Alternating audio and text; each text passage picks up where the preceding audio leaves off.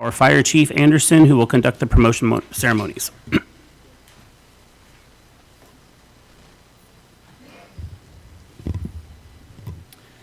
Mayor, Council, thank you for having us here. As your fire chief, I have the privilege of standing before you today to present 3 outstanding members of our organization for promotion. 1 from lieutenant to captain, that is Otto Haffner, and 2 from firefighter lieutenant, that's Kevin Frondozo and Josh Fiske. Both Otto and Kevin are here. Unfortunately, Josh had an accident off duty and is recovering from surgery and will not be able to be here for the ceremony. Each of these individuals has successfully completed a rigorous assessment center evaluated by 9 experienced assessors across 3 demanding scenarios. These assessments measure their preparedness and capabilities across all dimensions outlined in the National Standard for Job Performance Requirements. The company officer role in the fire service is arguably the most pivotal to our success. It is at this level where leadership and service intersect, where supervision is provided in the critical moments that defined our profession, on the streets when 2 vehicles have collided, in a home at 2 a.m. when someone is struggling to breathe, or in a local business conducting a fire inspection to help ensure safety and compliance, so we never have to fight that fire or see one of our businesses closed down. The responsibilities that come with this role are immense. The decisions made and the tone set by the company officer have a direct impact on our performance, our culture, and the community's trust. So for you 2 that are here, as your fire chief, my expectation of each of you is simple but profound. Put the mission first, the team second, and yourselves third. This is the essence of servant leadership. The mission is why we exist. The team is how we succeed, and your personal growth will come as a result of your commitment to both. Today we celebrate your promotions not just as a recognition of past performance, but as a call to leadership, service, and example. Lead well, lead humbly, and never forget the responsibility you now carry. Congratulations.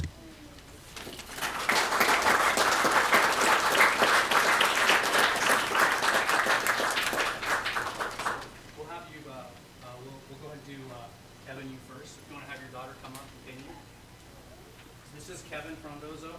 He has been promoting to firefighter to lieutenant. This is your daughter.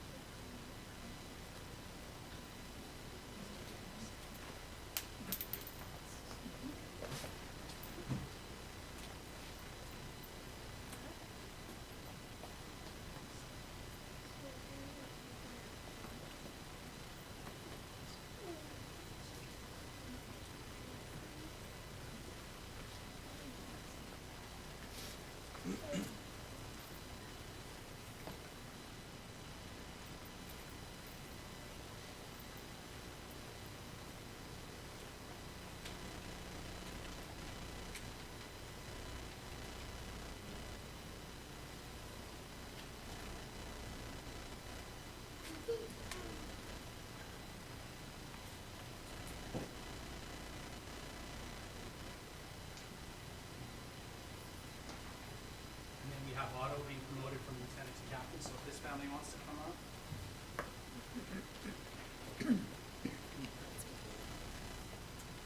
It's the honors.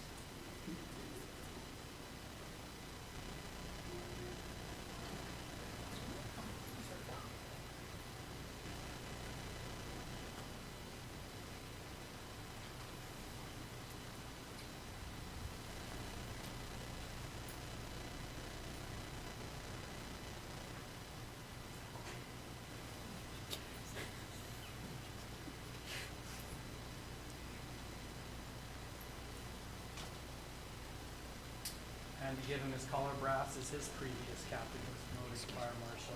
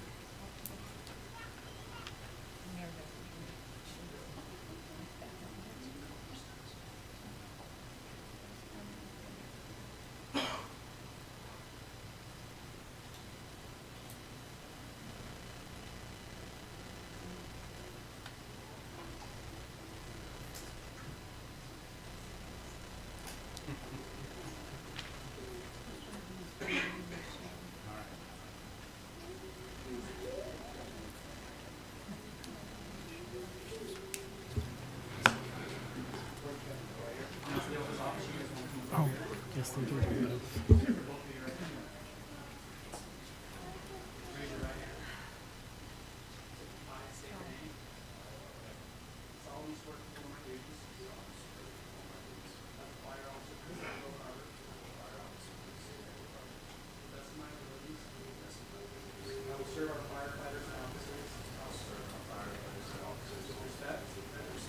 With dignity, with honor, I will serve the citizens of Oak Harbor with courage, with compassion, with integrity, regardless of the consequences.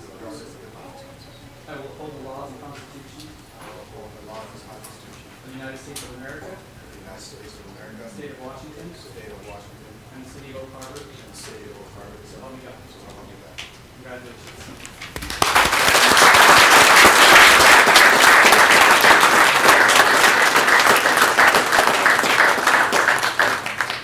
So congratulations to both of you again. I want to give council an opportunity to congratulate all of you as well as take some pictures. So we'll take a 5-minute recess.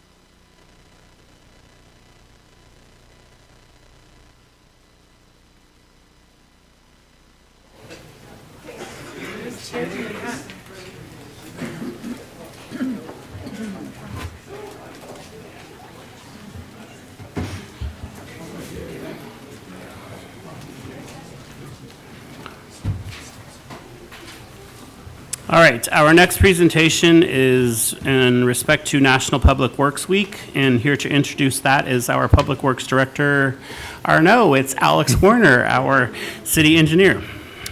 Thank you, Mayor and Council.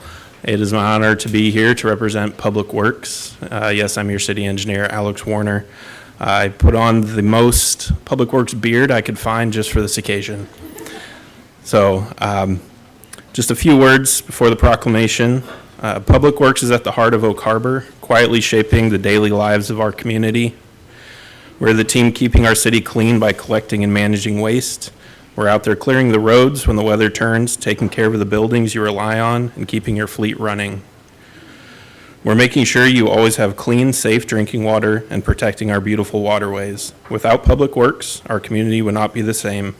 We take pride in serving Oak Harbor, and we're honored to support a thriving modern city. Thank you. Thank you, Alex. And now Councilmember Wiggenstein will read the proclamation. Thank you, Mayor. City of Oak Harbor Proclamation.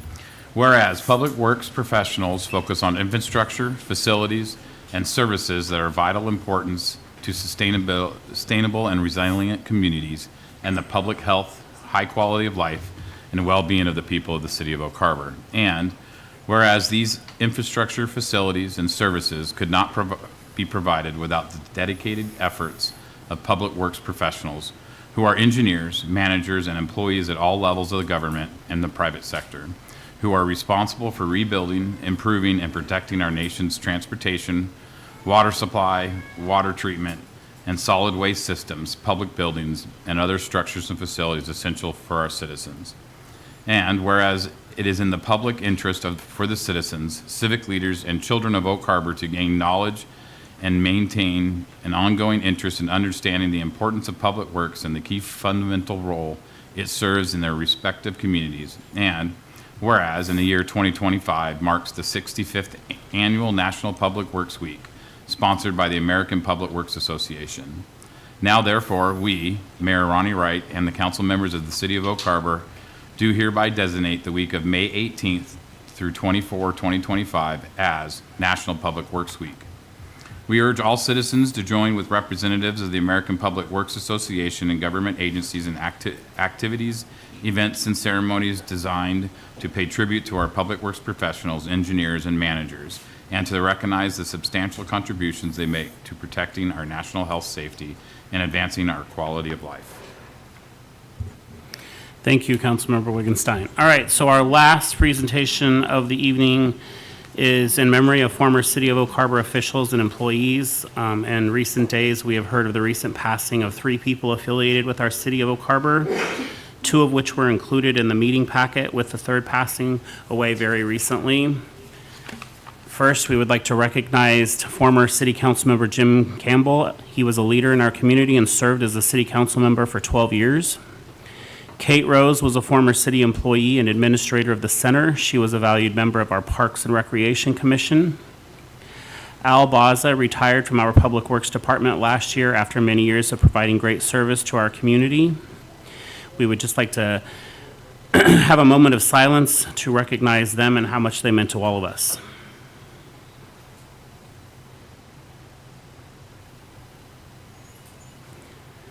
We acknowledge their significant contributions. They are dearly missed. Our last presentation of the evening is our Oak Harbor High School Art and Career Technical Education students. You may have noticed some spectacular artwork on your way into council chambers today. Our Oak Harbor High School students have been repeatedly recognized for their abilities, and members of our Arts Commission requested they be acknowledged. With us today is Kevin Fan, pronounced Fawn. Sorry, said it wrong. The constituent advocate for Representative Rick Larson, who will introduce Representative Larson and Oak Harbor Advisor Kit Christopherson. Welcome. Thank you so much, Mayor and Council, for inviting me to speak here today. My name is Kevin Fan. I'm the Island County Liaison for Representative Rick Larson. Since 1982, the Congressional Art Competition has celebrated the artistic achievements of high school students across the United States. Each spring, the U.S. House of Representatives holds a national high school arts competition, and more than 650,000 high school students have been involved in the nationwide competition. Each year, Representative Larson can select artwork from one high school student who lives in his district to be displayed at the U.S. Capitol, with winning prizes from across the country and winning an invitation to an award ceremony in Washington, D.C. This year, Representative Larson's congressional art competition was a huge success. According to judges, it was one of the more difficult years to judge just because of the sheer amount of talent and the subscriptions or submissions that we had. Oak Harbor High School has a long history of excelling in the congressional art competition. Oak Harbor High School students Allison Youngman and Maddie Jones have won the competition in 2019 and 2023. This year, Oak Harbor High School went above and beyond, winning first, second, and third place awards in the competition, first time in its history. Congratulations to Tessa Meyer for their winning piece, Swallow Your Attitude, and second place winners Lilica and Peyton. Oak Harbor High School students dominated this year's competition, again, submitting 7 of the total 15 pieces of art, and that is in large part thanks to the dedication of high school Oak Harbor student Kit Christofferson and many of the talented students at Oak Harbor High. So, Kit, please take it away.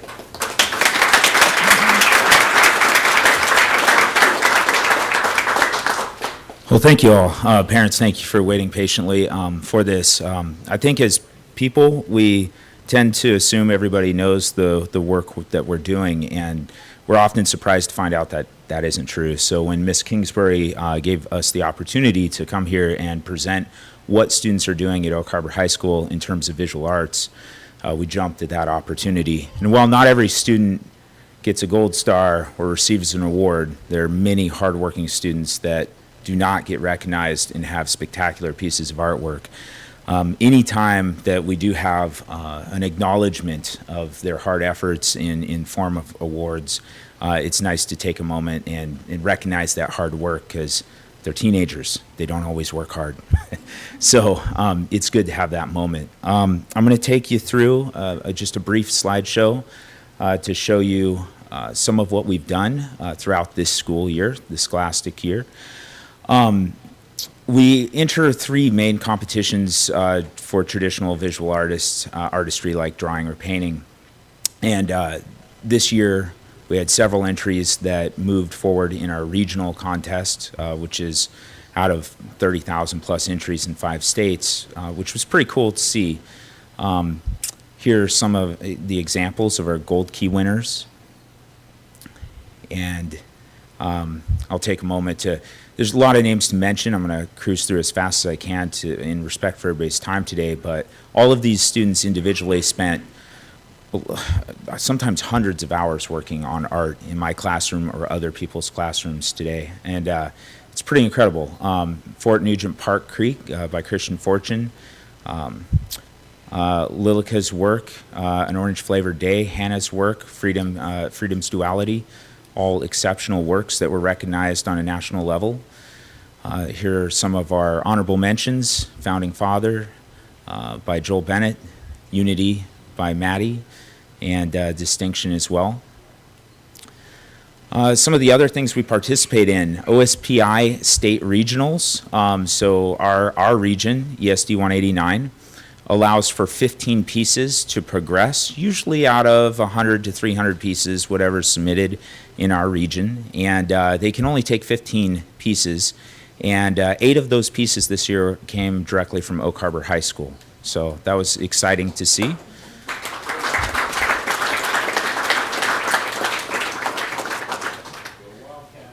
Yeah, and just here's some student examples that are exceptional works.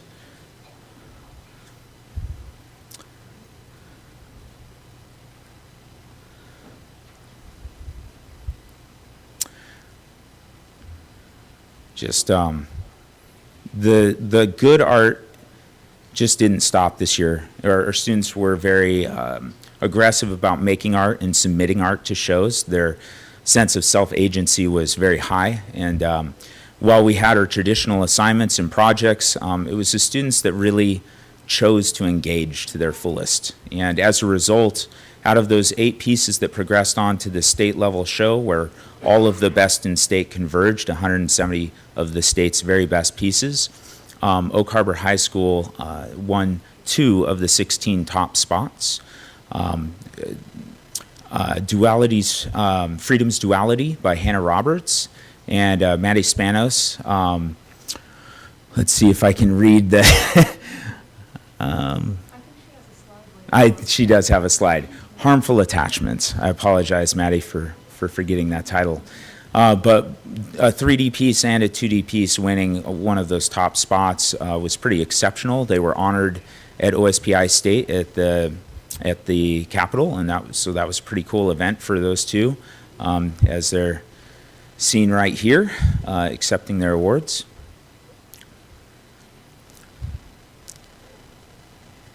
And the congressional show, that's something that we really enjoyed participating in this year, and we brought a good number of pieces. And 9th grader Peyton Bodenhofer with Obscure, a drawing that she made in our drawing class, won the 3rd place.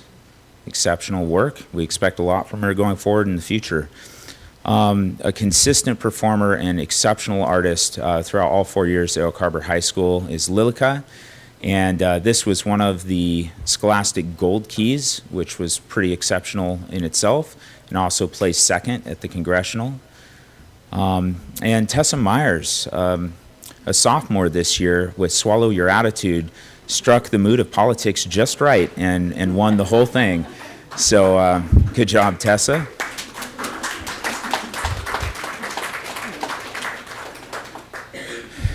Tessa will be going to Washington, D.C. to see her work put up and hopefully view it in Cannon Tunnel and get a chance to do the things at Washington, D.C. that a tourist does. So I'm looking forward for her to have that opportunity.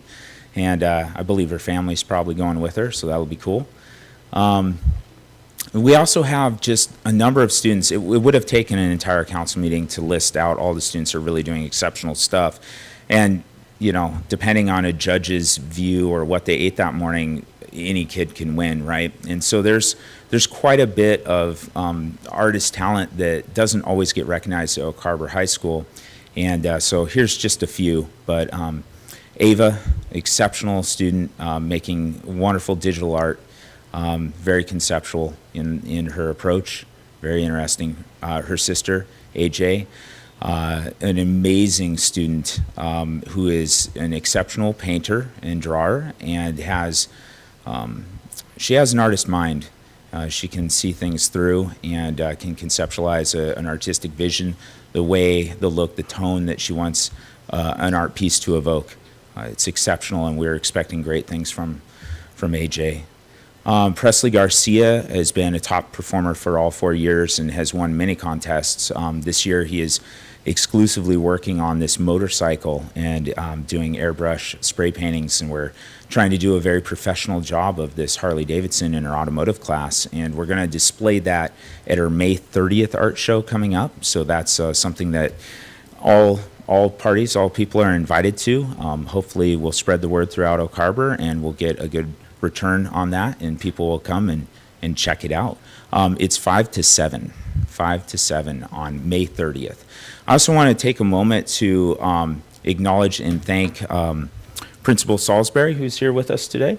Just give him a hand. I've worked for, more than a few years now with him, and he is an exceptional support and just a constant advocate for us and a help.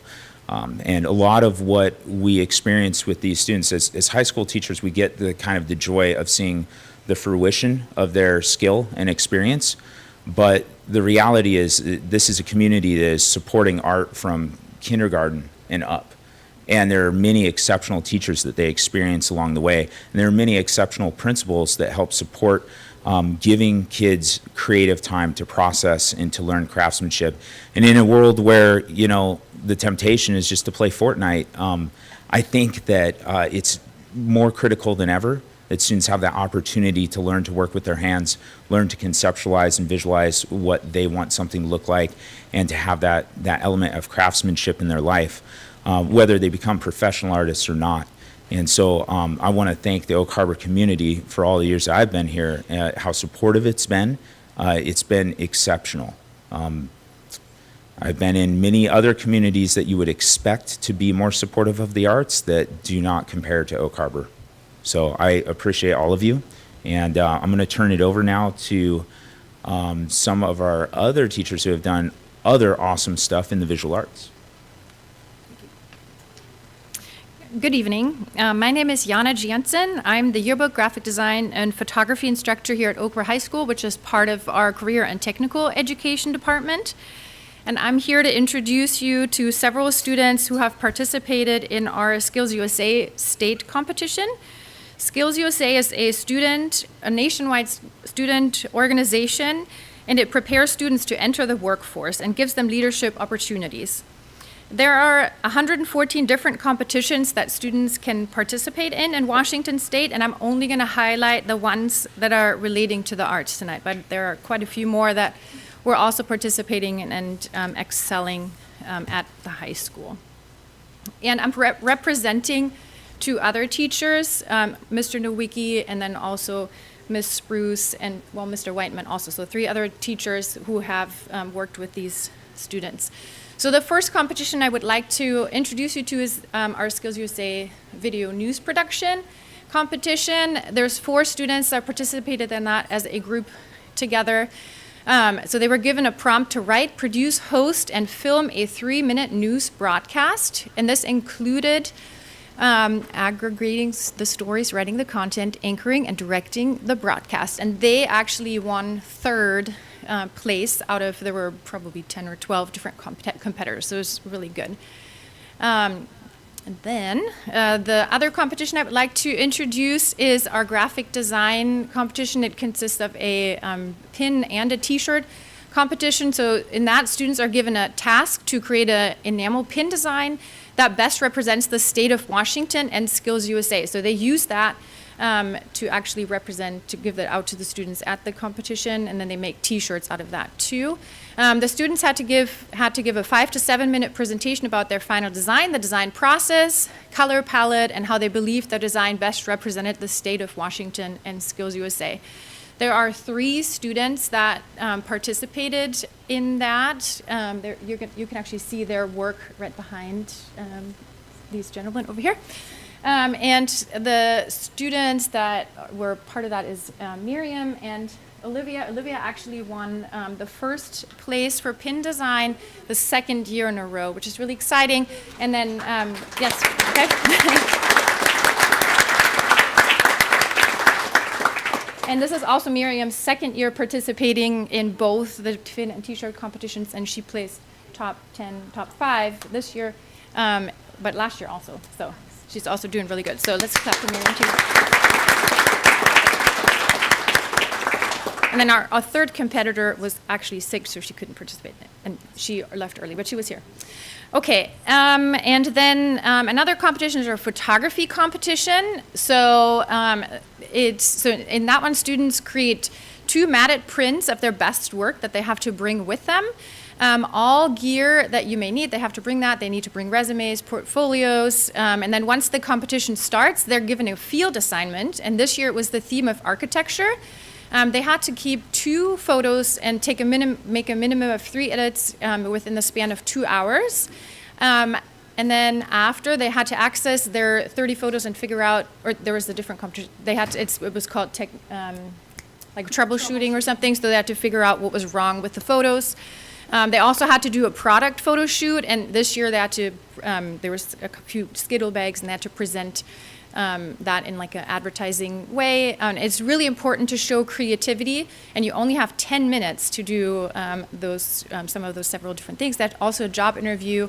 It's a big competition, and there were over 30 people that participate in that, and this is our, I don't know, 4th year maybe participating in it. And the students that were participating this year are so Miriam, Mars, Matthew, and Zoe. And Zoe, this is her 2nd year, and she actually placed 1st in our photography competition this year. So that's really awesome.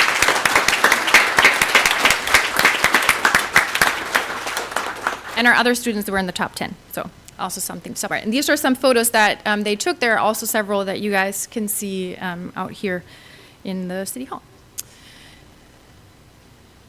Okay, I feel like there's one missing. The filmmaking, so there's another competition, but I don't know, there's not a slide. Maybe I skipped it. But there's one where the students make a little 60-second film. And we had one group place third in that one, no, top 10, and then another one placed first place in that one also. They're not here, but I did want to highlight them also. Okay, and then our last competition I would like to highlight is our welding sculpture competition. So the students that participated in that, and this, what you can see right there is Bailey's piece, and she placed third. And then Emerald's piece is the squid right here, and she placed 8th. And what the students have to do is, or let's clap maybe for them first. Good.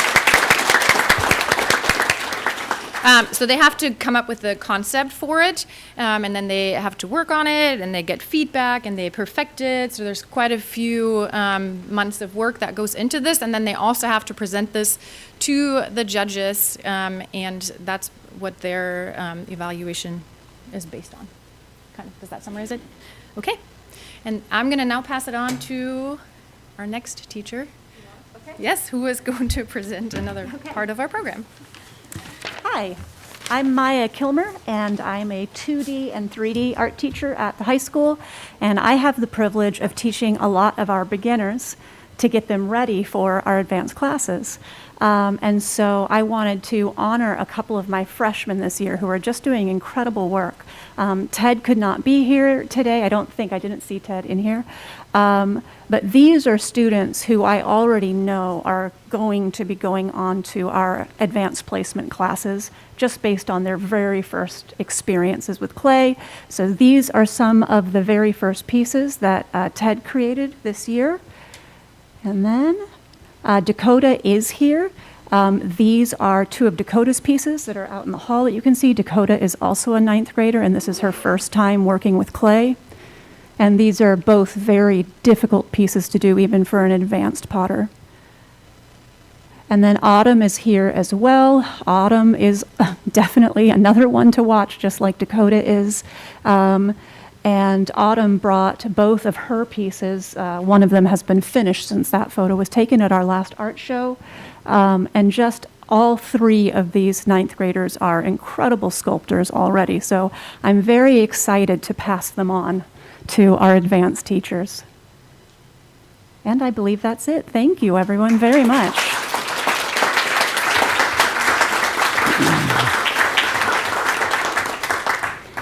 Well, thank you very much, and congratulations to all of you. Between all of you this evening and then last meeting, it was our robotics club.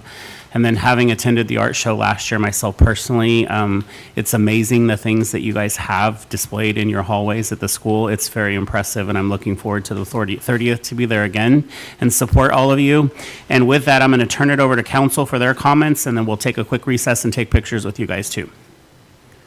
Any comments, questions? Councilmember Marshall? Councilmember Wiesner just took the word. Yeah, impressive. Very impressive, all of you. And congratulations to everyone that participated, and keep up the great work. And to the teachers and staff that are supporting these students, thank you for the work that you're doing as well. And so, very well done, all of you. All right, so we'll recess for like 4 or 5 minutes, take pictures, and then we'll be back.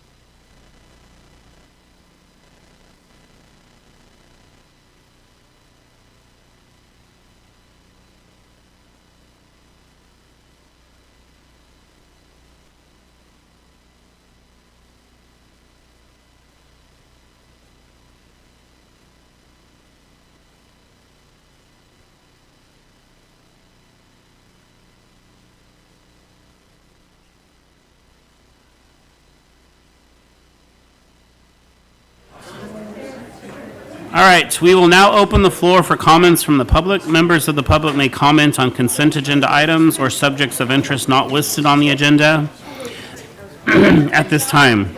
There will also, can you shut that door, please? There will also be an opportunity to comment on the remaining agenda items during the meeting as appropriate. Comments on public hearing items will be heard during that portion of the agenda. The public can also visit our website prior to our meetings for methods of submitting public comments or contact the city clerk, Julie Nestor, by phone or email. When submitting comments, please include your name and address.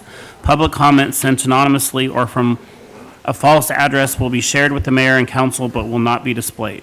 The only public comments we received since our last regular meeting are regarding public hearing items and will be displayed when the public hearing is opened.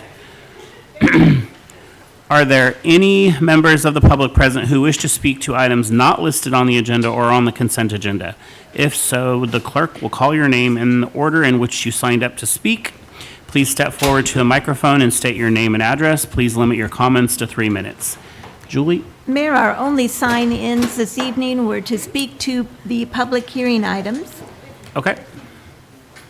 So is there anybody that is here this evening that didn't have an opportunity to sign in that wants to speak to an item that is not on the agenda? If so, now would be the time to step forward, state your name, address, and limit your comment to 3 minutes. All right, hearing no one else who wishes to speak at this time, we'll close public comment and we'll move on to consent agenda. We will now move to the consent agenda. Staff has presented the listed consent agenda items, all of which were included in the meeting packet. Are there any objections or changes to the consent agenda as presented? Hearing none, may I hear a motion to approve the consent agenda? Councilmember Merrill. Second. I move to approve the consent agenda as presented. All right, we have a motion to approve the consent agenda as presented. Seconded by Councilmember Wigginstein. Is there any further discussion before I call for a vote? All right, hearing none. All in favor, raise your right hand. All right, passes unanimously. Thank you very much. All right, we're going to move on and go through mayor's comments quickly. Right, Blinn, we had a great turnout last Friday with a great conversation and questions regarding the topics of public records, homelessness, downtown redevelopment, community involvement, and public safety. Thank you to Main Street for hosting and to Honeymoon Bay Coffee and Roasters for coffee and goodies. Out and about recap, we've had a busy time outside of City Hall. The Arts Commission sponsored and presented the arts plan at the Chamber Luncheon last week. Senior Planner Rajesh Kamak and City Administrator Sabrina Combs attended the Oak Harbor Public Schools Capital Facilities Advisory Committee. CAC presented on the city's plans for growth due to current comp plan and redevelopment discussions. The Oak Harbor Marina had a booth at the Anacortes Boat Show last weekend. City Administrator Combs attended the Community Cares event last week on Pioneer Way. As we noted earlier, it is Public Works Week. We're celebrating Public Works Week with the Municipal Shop located at 1400 Northeast 16th Avenue, hosting our next community catch-up on May 22nd. From 6 to 7:30 p.m.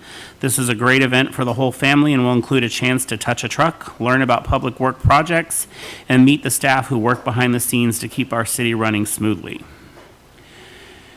We have a new harbor master. Congratulations to Elise Henry, who has been named harbor master at the City of Oak Harbor Marina. Elise served as our assistant harbor master and then interim harbor master and was selected from a highly qualified group of applicants. Upcoming events, we have Coffee with a Cop. Join our neighbors and police officers for coffee and conversation Wednesday, May 21st, which is tomorrow at Whidbey Coffee at 31275 State Route 20 from 11 to 1 p.m.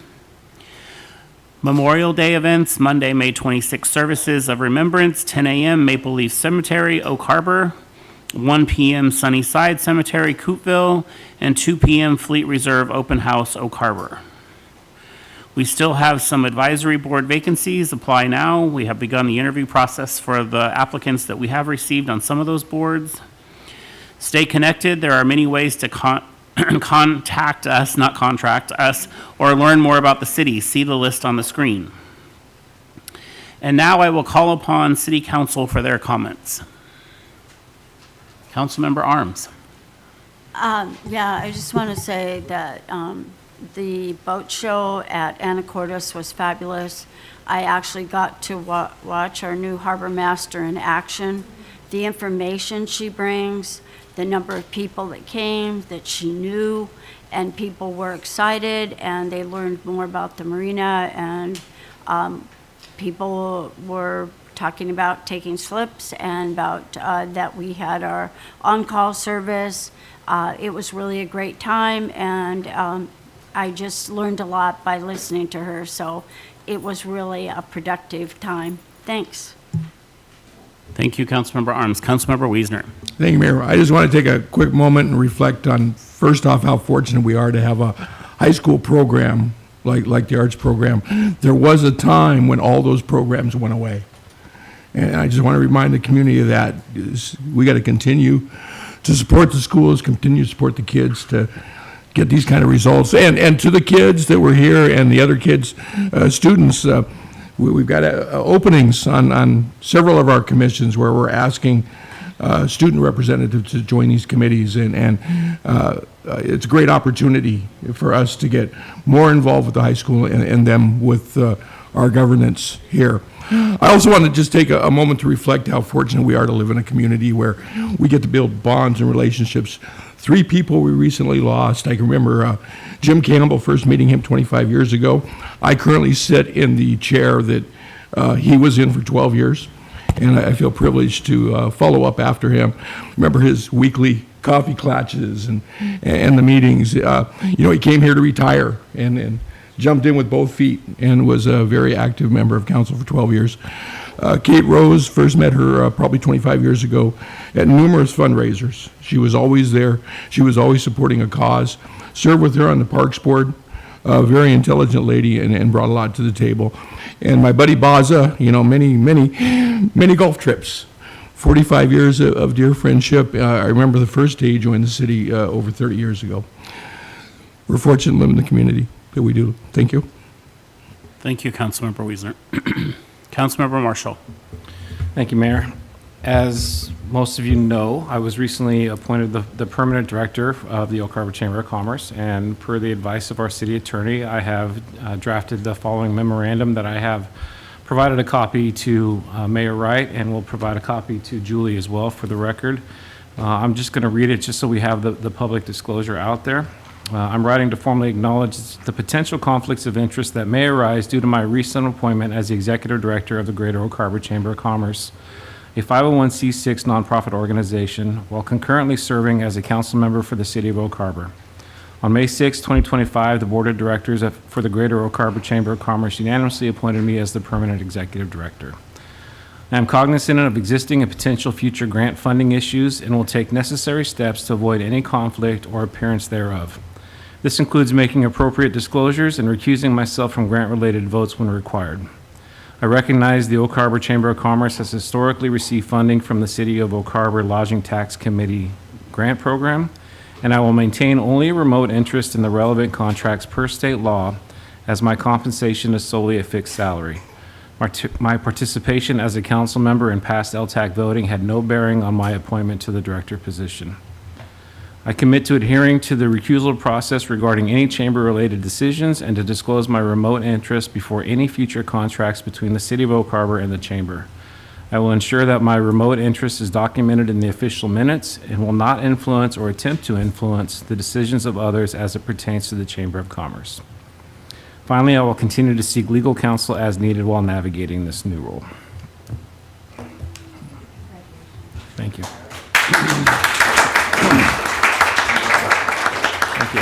Thank you, Councilmember Marshall. Councilmember Stuckey. So 2 things. One, congratulations to Councilmember Marshall. On the one hand, I have no doubt you'll be a phenomenal chamber director. I do appreciate you acknowledging those potential conflicts. By no means do I suspect anything nefarious, but obviously there could be situations that would be very sticky for you. So I appreciate you being acknowledging of that. So I just have reservations with you in both roles, but I have no doubt you're wonderful at both roles. So, and my second, I guess, question this time would be, it's been about a couple of months now. Do we have an update on the frequently asked questions regarding the homelessness? Oh, you're talking about the FAQ? That's right.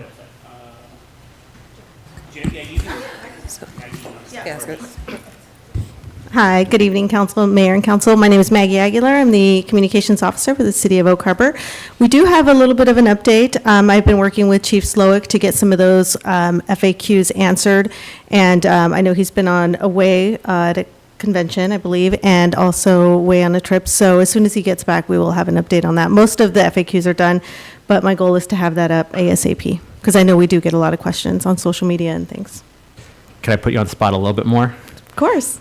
Throw the ball far, that's okay. Is there a date we could, because people ask us, Yeah, that yeah. realistically, I mean, even if it's 2 months still, is there a date we can realistically say we will have it by this date? I mean, he's back this Thursday, I believe, so I would say by the end of next week, we should have it done. We'll just give him a Yeah, little. and up on the little- website. Little nudge. Yeah, So, of course. Appreciate what you do. Thank you. Anytime. Yeah, I think we're at the 95% stage. We're just waiting for our last few more items to put on the final touches from Chief, so. All right, anything else for the good of the order before we move on from there and move into public hearings? All right, hearing none, we will move on to public hearings and meetings. First up is ordinance number 1998, adoption of a business and occupation tax. And here to introduce that topic is our Deputy City Administrator and Finance Director, David Goldman.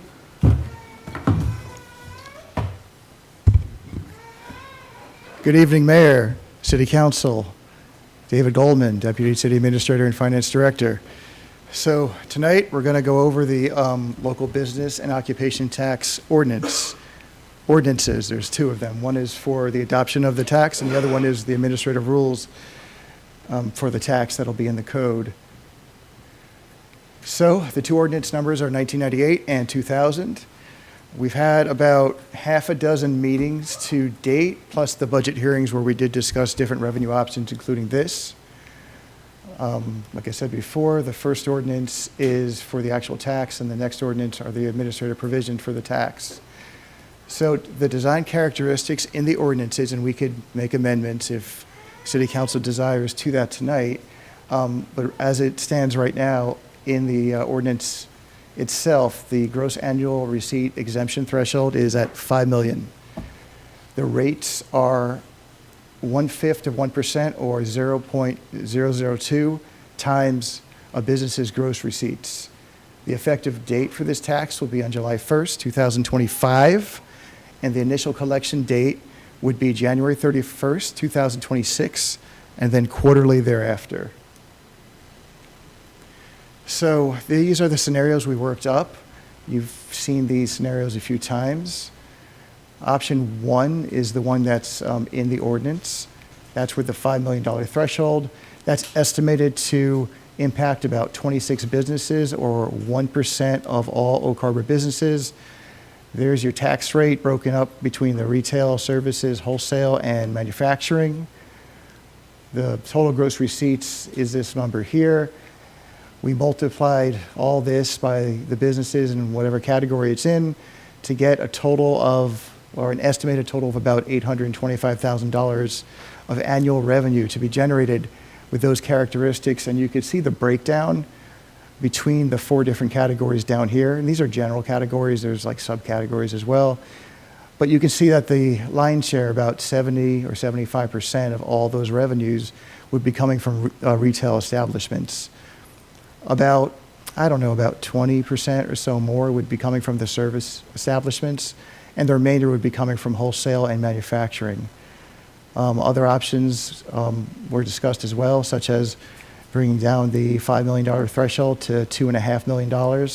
That would impact about 59 businesses, or about 2.4% of all businesses, which would generate just shy of $1 million. Of course, these are estimated numbers. We're not going to know the exact amounts until we actually receive the returns, because there are exemptions and deductions implemented as part of the ordinance in order to help mitigate the impact of the tax. So as far as outreach goes, at the $5 million limit, about 26 businesses at the $2.5 million limit, about 59 businesses. So we went ahead and just sent out notices to the largest 100 businesses in the city, which would more than cover either category depending on what, the city council decided to go with.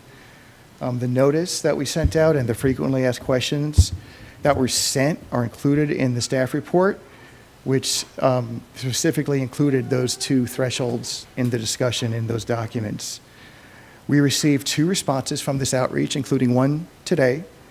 The first one was inquiring when the meeting would take place so they can get a better understanding. We responded to that person with background and history of the public meetings and hearings to date, links on the website where they could find meeting agendas, and also where they could find information regarding this potential local business occupation tax. And we also notified them last week when we scheduled this that, hey, tonight is going to be the night. The second request that we received today was just requesting the effective date and how to pay. So we responded to that as well. Other informal feedback or inquiries may have been made through other channels as well. So just to answer some of those questions, some of the other types of feedback that we have been receiving informally, multiple locations. So the difference between how the state administers this tax and how cities administer this tax is that this tax is administered locally by the city. The state, just asks you to add up all your businesses and submit based on that.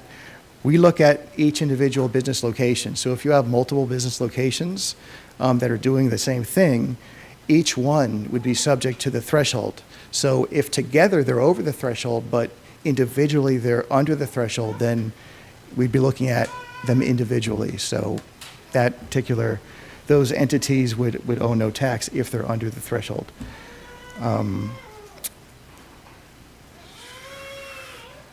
So after we finished the staff report and published the package, I got to thinking, I remember back during my planning days about something about like larger businesses and mid-sized businesses and small businesses and how things have evolved over time and their impact on the economy and so on. So I went ahead and did some research and, I found some articles and publications on the effect that, large retail stores can have on local economies.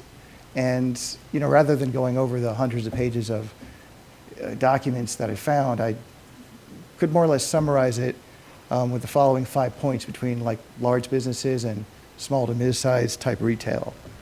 So economies of scale. Larger businesses are able to purchase goods in bulk, and also they have a greater ability to get goods at overseas locations, which have different labor markets and different costs associated with them, and they're able to provide lower prices than smaller businesses and mom-and-pop type businesses oftentimes. Over the years, according to the research, this has led to a loss of local businesses. The proliferation of large national retail stores can lead to closure of local businesses, which reduces the diversity of retail options and overall economic vibrancy of a community. It also leads to a shifting of economic activities. Some of those stores divert economic activity away from main streets and historic downtowns in small to mid-sized cities really throughout America. There's also reduced pedestrian traffic by virtue of their large size and locations. They require car-centric designs, which diminish pedestrian traffic on main streets and historic downtowns. And they also have impacts to infrastructure.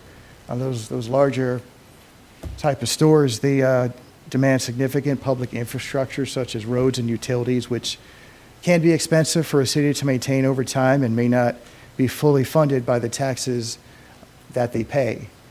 So why is this titled indirect effects? Because based on that research, it turns out that one of the indirect effects of implementing a local B&O, especially with one with such a high threshold at 5 million or 2.5 million or so on, would be that it could actually take a step however so small, to help level the playing field for smaller businesses that have been impacted by these trends over the years. I know there's been discussion here at community and city council about helping to revitalize Oak Harbor's Main Street and historic sections of town, and, you know, every little bit can help with that. So there's two suggested motions. So one of the, but first, you know, one of the primary purposes of raising these funds, as discussed in the prior meetings that we had here at the city council, would be to help pay for the construction, repair, replacement, and rejuvenation of city marina facilities and the dredging and for the servicing of any debt, you know, by the city for those purposes. You know, the council did consider closing the marina last year when discussions were here. And, you know, closing the marina does come with its own costs, and, you know, they decided not to go along those lines. So, you know, if the council decides not to go forward with this revenue source, we would like, you know, additional direction on funding the marina and funding other community priorities so that, you know, we could understand which direction you want us to go in. But the two motions that we do have there is for the first ordinance, 1998, which is actually implementing the tax, would be to, of course, approve the local business occupation tax. And then the next motion, based on conversations that the city council has had, would be to commit the funding. And we have some ideas there that you can commit the funding to both of those, one of those, or really anything that the city council desires. But based on conversations that you've had, we came up with, you know, the marina facilities and dredging, and also a new community recreation center that had been discussed in the past as well.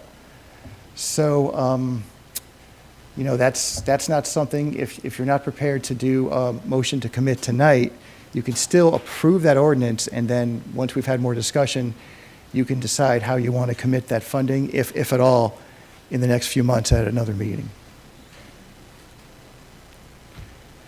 So the next steps that we prepare to take, should this pass, would be to do additional business community outreach, because we have to develop forms, we have to put together, you know, worksheets and start to put together a website so people can understand how to fill out the tax and submit everything. And we're going to look to procure services from an electronic tax collection vendor to make things even easier on folks, so they're not filling out paper forms if they don't want to. They can go ahead and do it electronically. We'll also create internal processes for staff and train relevant staff on the collection of this revenue source. And of course, we'll be updating the city's website in phases as we go further with the implementation. So this is a public hearing, so that concludes our core of the presentation that we have for you. Great, thanks, We're David. available to answer any questions you have after the Yeah, public hearing. so at this time, I will open the public hearing. We received several public comments regarding this item, and we'll display them now before we call upon those here with us this evening to make public comment.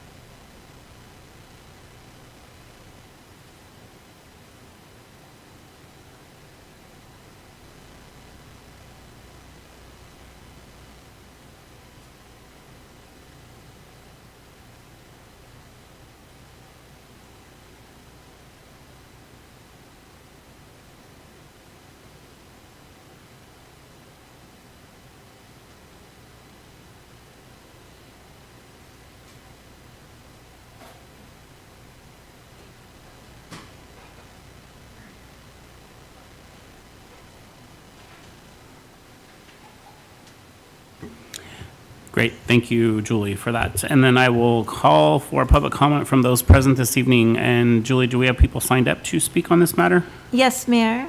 We have one person who signed up prior to the meeting, and that is Byron Scooby. Great, if you could step forward, state your name, address, and limit your comment to 3 minutes, please. Mayor and council members, my name is Byron Scooby, and I live at 1279 Penn Cove Road, Oak Harbor. I happen to be a member of the Marina Commission, and I've been a marina tenant for 45 years now. I am speaking in support of the B&O tax, particularly as it relates to the marina. The marina is currently in a crisis situation. I mean, there should be bills going off all over the place, and it's very desperately in need of funding because of its aging infrastructure and the lack of significant capital investment over its 50 years of existence. In order for the marina to continue operating as a marina, 2 very expensive projects will need to commence in the very near future, namely dredging and the repair or the replacement of the breakwater. Completing one of these projects without the other will doom the marina to failure. I cannot stress enough the urgency of this situation. Our breakwater has suffered multiple episodes of significant storm drainage over the last 5 years, and it is very possible that catastrophic failure is only one major winter storm away. If such should occur, our marina is doomed. Our marine engineers are currently working on options and costs for restoring our breakwater, but suffice it to say that the price tag on this will likely approach $10 million, in addition to the $10 million that we is already required for the dredging project. The B&O tax is an attractive source of providing some of this funding because it can be implemented immediately. If our marina is to survive, other sources of funding will certainly be required, but the most valuable funding sources are the ones that can be implemented in a timely manner, and the B&O tax fits this bill. Every month that goes by without funding secured brings our marina closer to failure, and I think everybody is aware of what that means. It means an expenditure by the city, most likely of somewhere in the order of these numbers, $15 to $20 million just to restore the marina to its natural state as would be required. Thank you. Thank you. Mayor, that concludes those that had signed up prior to the meeting to speak. Great, thank you. Is there anybody else here with us this evening that would like to step forward and make comment on this issue? Yes, please step forward, state your name, address, and limit your comment to 3 minutes, please. Hello, Mayor and City Council. My name is Miko Delafield. I live at 2350 Laurelland Lane in Oak Harbor, Washington. I am the North Woodby Soccer Club president, and I wanted to speak in favor of the B&O tax, particularly with the rec center that was mentioned. I have been with the soccer club and coaching soccer for about 12 years, but played soccer all growing up, and place to play has always been something that gets talked about all the time. And I get talked about all the time and talked about getting a turf indoor lighted field for our kids to play. We serve, I want to say, over 1,000 kids. That's a large population that doesn't have a great place to play. We're having lots of fees added on to play at the only turf field we can play at, which is Oak Harbor High School. The other place that has a lighted field is Old Memorial, but it's been in bad repair. So I really would love for us to add some kind of rec center, some kind of indoor rec center with a soccer turf field. And also, I will also speak to the fact that the marina was a large part of my childhood growing up, and I'd hate to see it go away. Thank you. Thank you. Is there anybody else here with us this evening that would like to step forward and make comment? Yes, please step forward, state your name, your address, and limit your comment to 3 minutes, please. My name is Jasmine Ader. I live at 371 Mayor Street in Coopville. I am with the North Woodby Soccer Club. I am the director of competition. I also am in support of the B&O tax, specifically for the recreation program, I think that the vision here for our children, our future, can be endless. Along with the soccer fields, I think that there's so many opportunities, not only for our kids to grow, to find all these interesting things in rec that we can support for them to grow.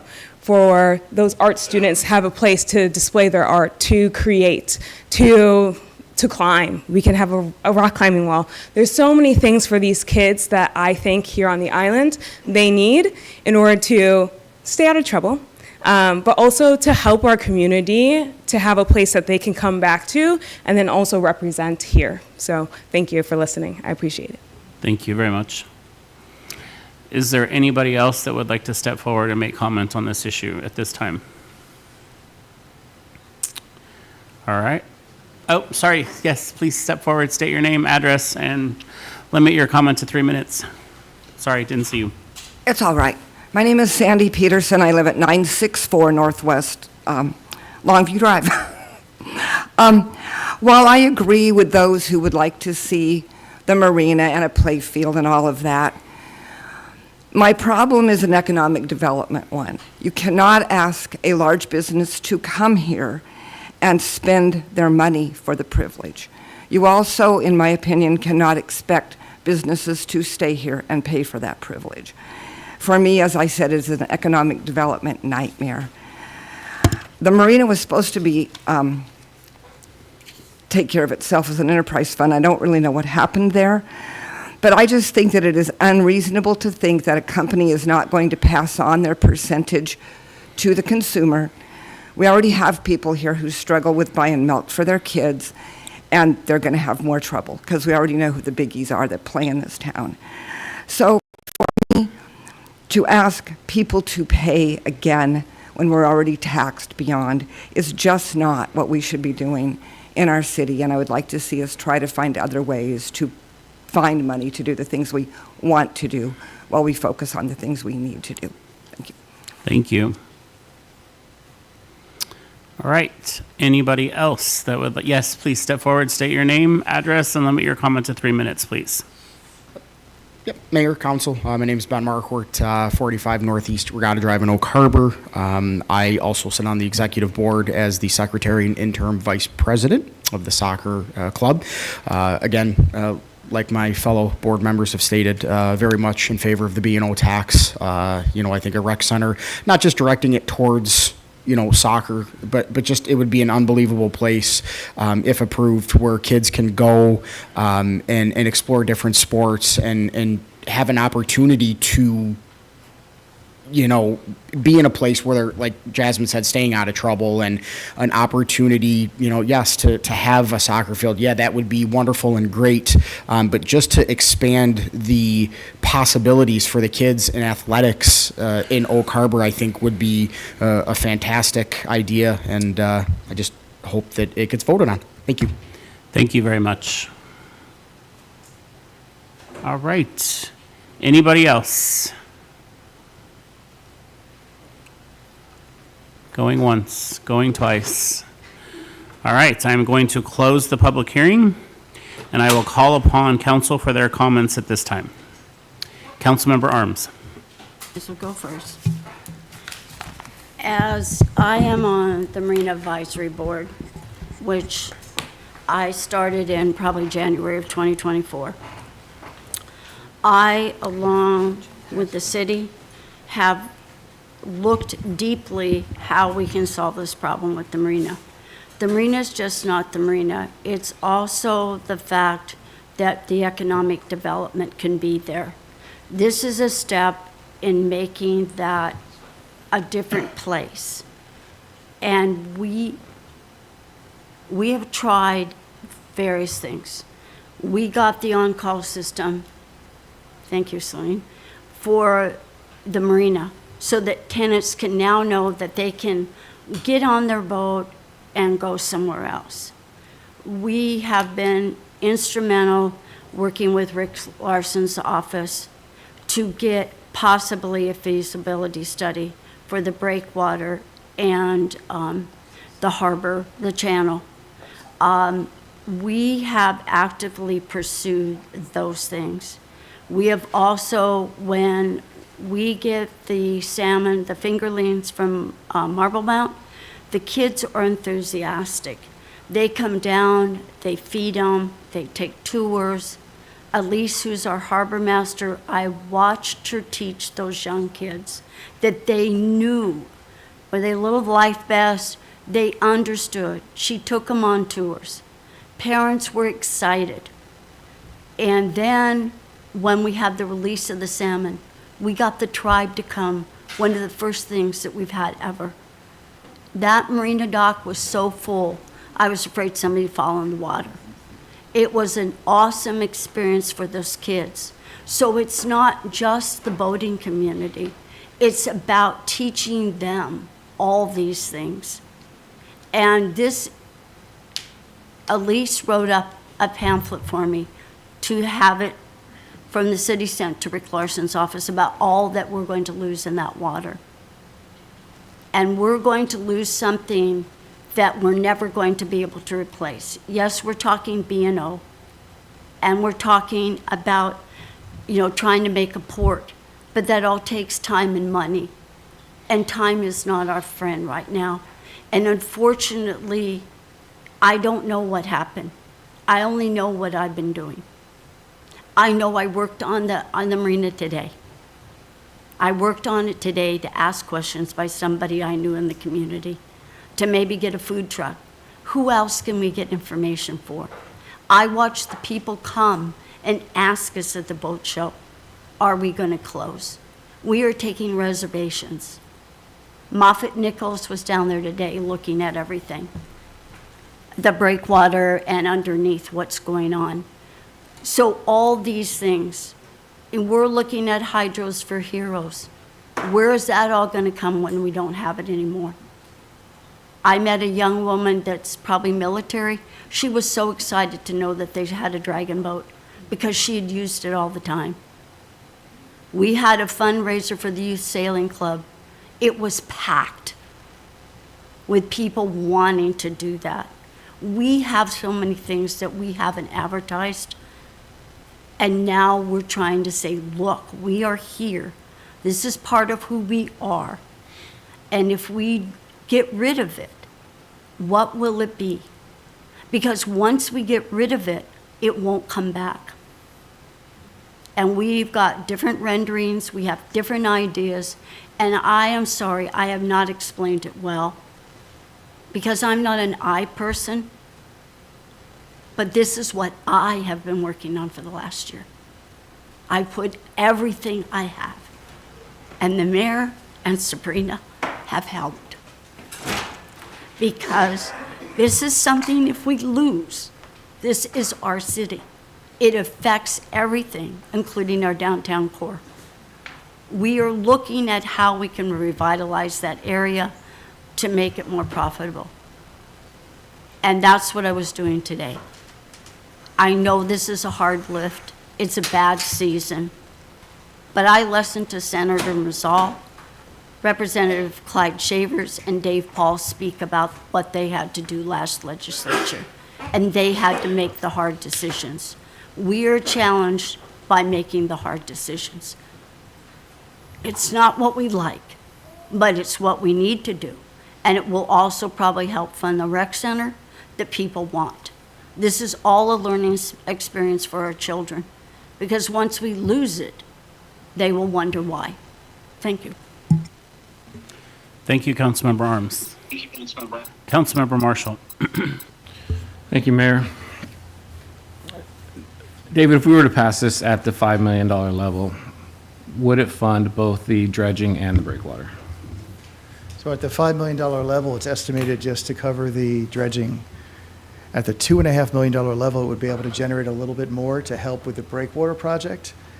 And there is funding that, well, the current bond it matures in December, so we wouldn't need to pay for that debt service any longer. So,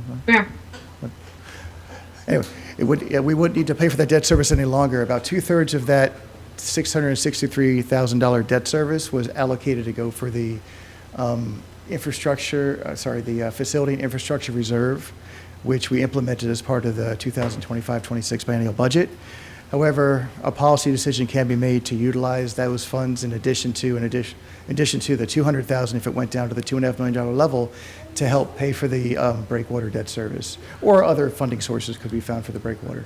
So if we were to follow the suggested motion, we would only get one of the two projects done. We would only get the dredging done. And as Mr. Scooby pointed out, one without the other is pointless.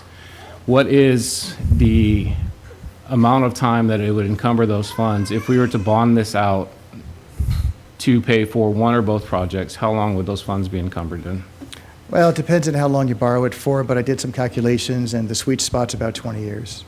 So for 20 years, that money that we would pass the B&O tax would not be able to go towards a rec center. It would all go towards the marina, dredging, and/or breakwater. Is that correct? Well, over time, with inflation, we might get more revenue. Usually when you get a note or get a bond, it's a fixed amount. So the amount that you're paying back every year won't go up, but the amount that you're bringing in will go up ever so slightly. Plus, over time, I'm sure the marina rates will go up for inflation because, the cost of labor and operations and maintenance will continue to go up. Perhaps those rates can continually to be adjusted like they were adjusted for the past couple of years. And perhaps some of those additional fundings can be utilized to help pay for the debt service on the marina note, and that would free up some money from the B&O tax with the increases every year to the amount we're bringing in, and plus increases to rates that can be utilized to help pay for that could help free up some of the B&O money for other things. So realistically, how much time are we talking that we could shave off? 5 years? Is that a fair number? I haven't run the numbers. Okay. So the last bond that we did for dredging was for 20 years, correct? And we actually refinanced that and were able to get it done in 15. Yeah, we were able to, after 10 years, it was refinanceable. There's like a lock period with these municipal debt. So we're, right in the middle of the COVID crisis, the interest rates were rock bottom. So we're able to refinance that into a 5-year note, and it was just an unbelievable deal, and we're done paying it off in December. So we ended up only paying it for 15 years, which coincidentally turned out to be the length of the time the dredging lasted. When they were, I guess, well, from what I understand from the research we did and the information that we have, the original bond was taken out as a 20-year bond because that is the time period that they plan to have the dredging last for. But things occurred during that process where they didn't do a full dredge. They ended up doing a partial dredge, which is one of the reasons why the dredging is not lasting as long as the initial intent from back in those days. With the $11.8 million amount that was planned for this particular dredging, that amount was to pay for a full dredging, which should last longer than the current partial dredging. So according to the Moffitt-Nichols study that was presented to us at the council workshop in 2023, the dredging is an ongoing activity, and the work that this particular dredge is only projected to last 10 to 13 years. Oh, all right.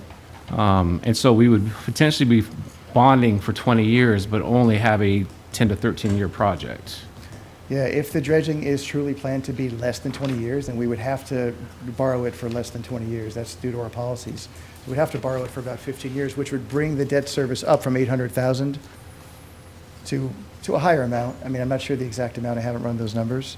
But if we're borrowing for 15 years, it would probably be in the neighborhood of maybe $950,000 or $1 million. So it makes it less likely that we could do both projects even at the $2.5 million level. Yeah, that would make it less likely if we did it for only 15 years as opposed to 20 years. Okay. The estimates that you provided to us, those are also based upon 2023 numbers, correct? I mean, those are the same numbers that were given to us in that Moffitt-Nichols study. Yes. And based upon their own projections, that cost would increase by 5% each year. And Well, we're those 2 numbers years that I removed presented from. were included in the, what was presented to the council in November of last year. But those were based upon the 2023 study by Moffitt-Nichols, correct? That I'm not sure of. That would be a question for, I guess, is our Parks and Recreation Director available? So I like I said, I went back and looked at that study, and that's where those numbers came from, is Okay. that, and that's the same, that holds true for the breakwater project as well. Now, the breakwater, with its current configuration, would not handle or will not address our silting issue, correct? It would still continue to silt in, and so this is going to be an ongoing issue of chasing that Well, the that understanding dredging. is the breakwater would help with the silting, but the bigger impact of the breakwater would be to help mitigate the impact of storms, so that there'd be less damage. I mean, there might be the same damage, but it would be a lesser risk when it comes to the damage for the marina. So that breakwater, yeah, Elise or Brian, the breakwater, as I understand it, is projected to go in front of FDOT to help mitigate the storm damage. Is that correct? Yeah, that's if we do a replacement breakwater, which would be at the $7.5 million level. Yeah. We, right now, are looking at basically buying us a little bit of time. So what we would do is we would bond, we'd do a slightly modified dredge that saves us about $4 million, which would cover the repairs to the existing breakwater and gets another 15 years out of it, at which point we have a little bit of time to figure out how we want to go forward with the marina. So we are still, based upon the Moffitt and Nichols, he said it's a minimum of a 2-year permitting process typically, which we applied for last year, correct? So we're still at least a year from in-water work, is that correct? Yeah, so we have about, you could estimate about 1 year until we get the dredging permit approvals back. Moffitt and Nichols right now are working on the repair plans and scope for the breakwater. You can anticipate probably about 18 months for that. So even if we had money in hand, if we had $20 million in hand right now, there's still nothing we could do about the marina as it sits, correct? We cannot, we don't have the permits to put in the breakwater, we do not have the permits to dredge. So we don't have even the documentation that we need in order to proceed, even if we hypothetically had the money right now. Yeah, typically we would have to wait until we get permitting back. The breakwater, we do have an option to apply for an emergency permit if we can show that there is significant enough damage, that it's that the structural integrity has degraded enough that it has imminent failure. Then we can do a emergency permit. I'll have to find out from them exactly what the timing is on that. But the breakwater we can handle a little faster if we have to. And did they speak to that today when they were doing their visit about whether or not we would probably qualify for the emergency permit? They did not, but they were working on doing their diving under the water so that they could see the actual damage. Okay. And part of that repair is to also see if we can modify what we have to, like Brian said, extend the time out and make it easier for staff to maintain. Because that design has a lot of elements that staff are unable to maintain, which makes it failure points that are difficult for us to do anything about. So in this new repair, I've asked them to make sure that we have the ability to maintain what they give us so that we don't hit this same problem again and again and again. And also keep in mind that you know the marina has always successfully maintained itself. It's set up to be that way, to handle the bonding for the dredging through revenues. And we have that maturity of the existing bond coming to end of life this year in December. And so we have that debt service capacity just through the fees also to have with these projects. So we can do both projects. So that's contrary to what David just said, though, that at the $5 million, we can only do one of the projects. For the general obligation bond, we would handle $11 million for the. Well, you mean the B&O tax, right? The B&O tax at a $5 million threshold would raise $800,000. Right. For a 20-year loan, that would be able to handle, the dredging. Right. But you were talking about the debt service that's expiring in December, which is $363,000. Right, through a revenue bond.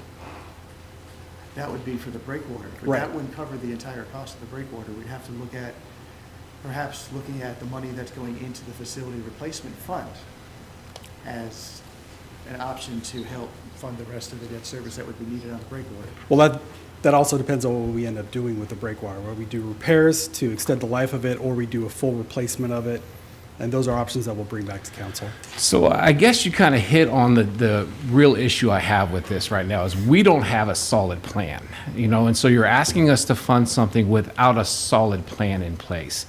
And that's where I struggle. So if we're going to bond this money out anyway, why not wait 6 months, however long it takes, in order for us to have a solid plan so we know what we're truly funding? right? So you're asking us to go at the $5 million level, which may not even be enough. So if we are, as a council, going to approve a B&O tax, why not see what it is that we need to fund and then ask us to fund at that level? And so that speaks to, I appreciate everybody that came to talk about the rec center. I'm very passionate about a rec center. I would love to have that happen, but we need to be able to fund it. We are doing a feasibility study to see what that looks like in its entirety, what we want in that thing. And then we look at, okay, now how are we going to fund it? If we're going to put this as part of the B&O tax, then we need to have a holistic picture of that B&O tax. One of the other things that I suggest looking into, and this is something that I brought up very recently with Mr. Goldman, is the possibility of a Metropolitan Park District. I mean, that shares that burden amongst all of North Whidbey. And the money that it could potentially generate, based upon the estimates that you gave, David, was $5 million a year, which is significantly higher than what we could potentially get at $800,000 for $5 million B&O tax. Then the people have the opportunity to see the plan and vote upon what they truly want in our community. Do they want the marina? Do they want a rec center? I think our community has shown time and time again, if you give them a solid plan, they'll approve it. Right, we have very educated voters. They will approve the plan. They approved our fire department. They approved 911 tax. They will approve additional expenditures if you show them the value of what you're giving them. And right now, we can't do that because we don't even have a solid plan internally. So my recommendation to council is that we table this until we have a solid plan, and then we can come back and you can ask us to vote on the appropriate tax measure, or we've exhausted all opportunities, whether that be exploring the possibility of a Metropolitan Park District or further discussion on a port district. But I will struggle to approve any kind of an additional tax without a solid plan of how that money is going to go and making sure that we are covering all of our bases, because I don't want to put a Band-Aid where we need a tourniquet, right? We need to make sure that we are covering all of our costs.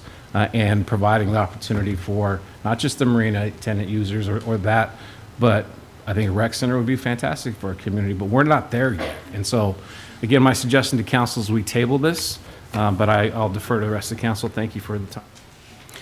Councilmember Wiesner. Thank you, Mayor.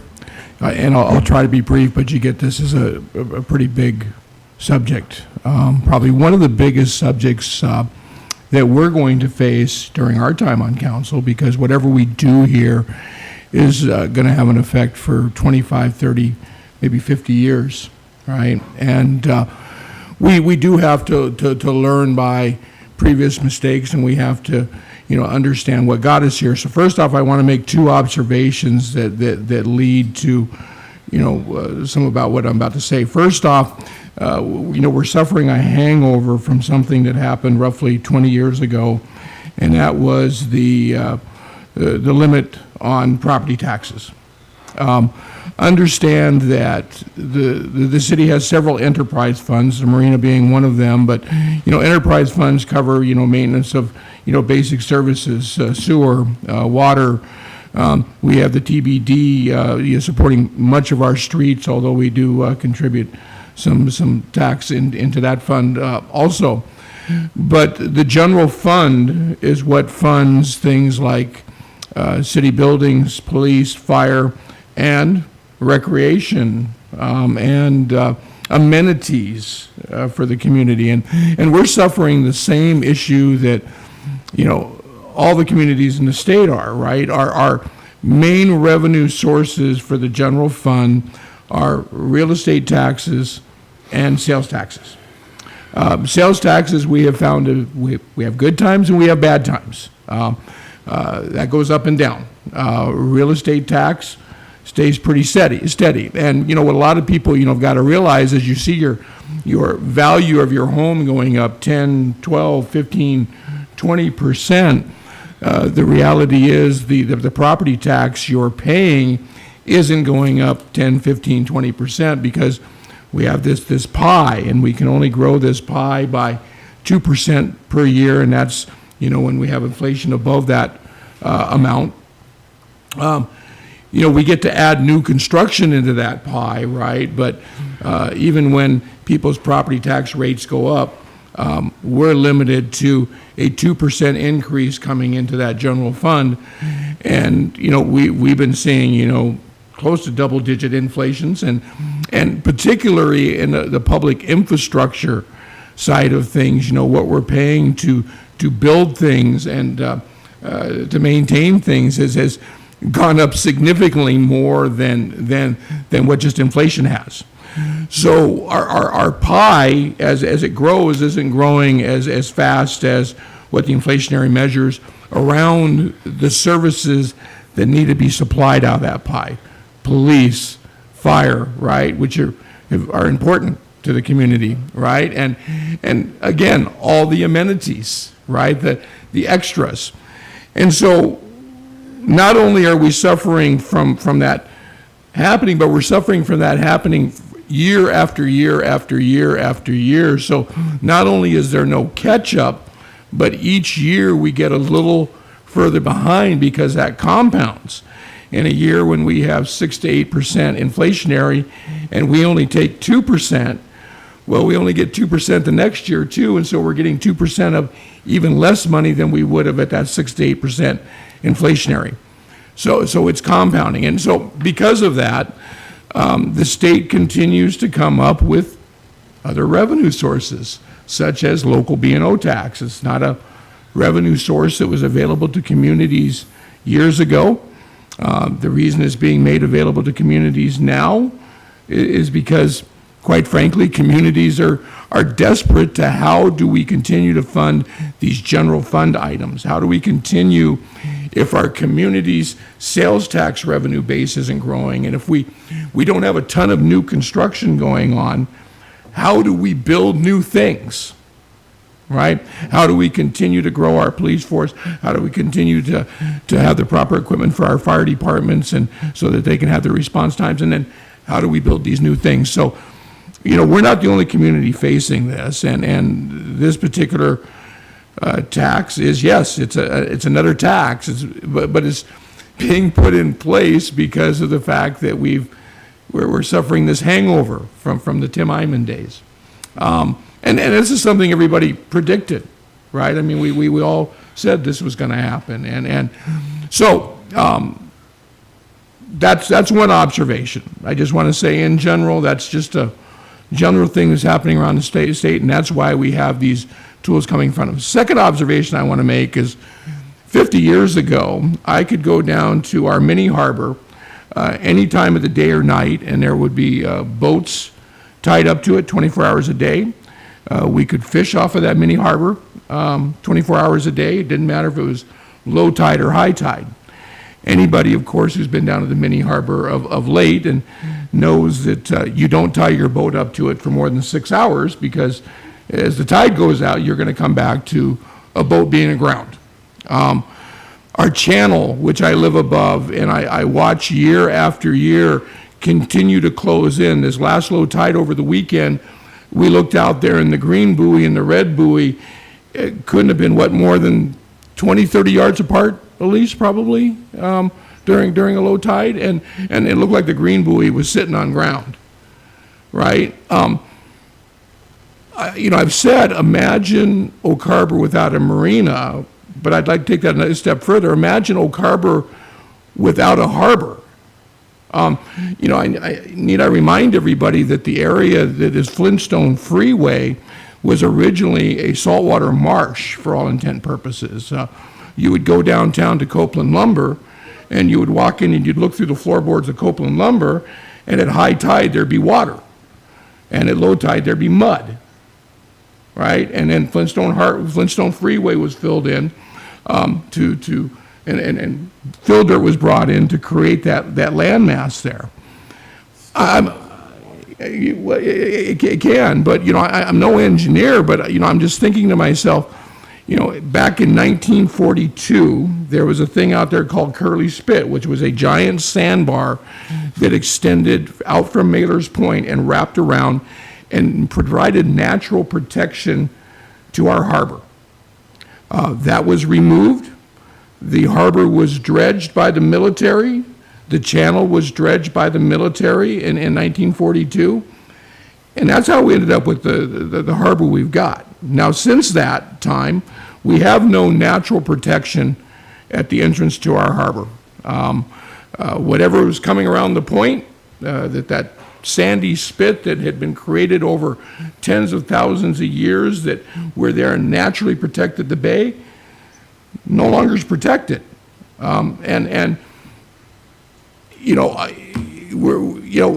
Every 15 years we have this problem that we've got to figure out how to dredge the bay. The mini harbor, we didn't dredge the mini harbor the last 2 times, I think, because there just wasn't enough money. And so we've let it fill back in. In my mind, again, not being a scientist or anything, but with climate change and the weather we've seen over the last 50 years, I mean, I've seen more storms coming from the west hitting that marina dead on in the last 15 years than I did in the previous 30 years living here, right? We know there's things going on with our waterfront. If we don't protect our waterfront, it may not be there anymore. And quite frankly, if we don't protect our bay, I think we're going to end up with a giant bunch of mud flats. I mean, and again, that's just 50 years of observation. I can walk out into that bay at a low tide a lot further than I could 50 years ago. And so my 2 cents is this just isn't enough. We don't have a firm plan as to how we're going to make this better for all citizens, right? Here's what I picture. I picture true breakwaters extending out into that bay. Flintstone Park and Mailer's Point. Those were natural breakwaters that were removed many years ago. In fact, having a discussion with the military about the restoration of Curly Spit could end up fruitful. They looking for restoration projects all over the world. The saltwater marsh out at the duck ponds is a perfect example of a restoration project taken on by the military to gain points for other construction they're doing around the country.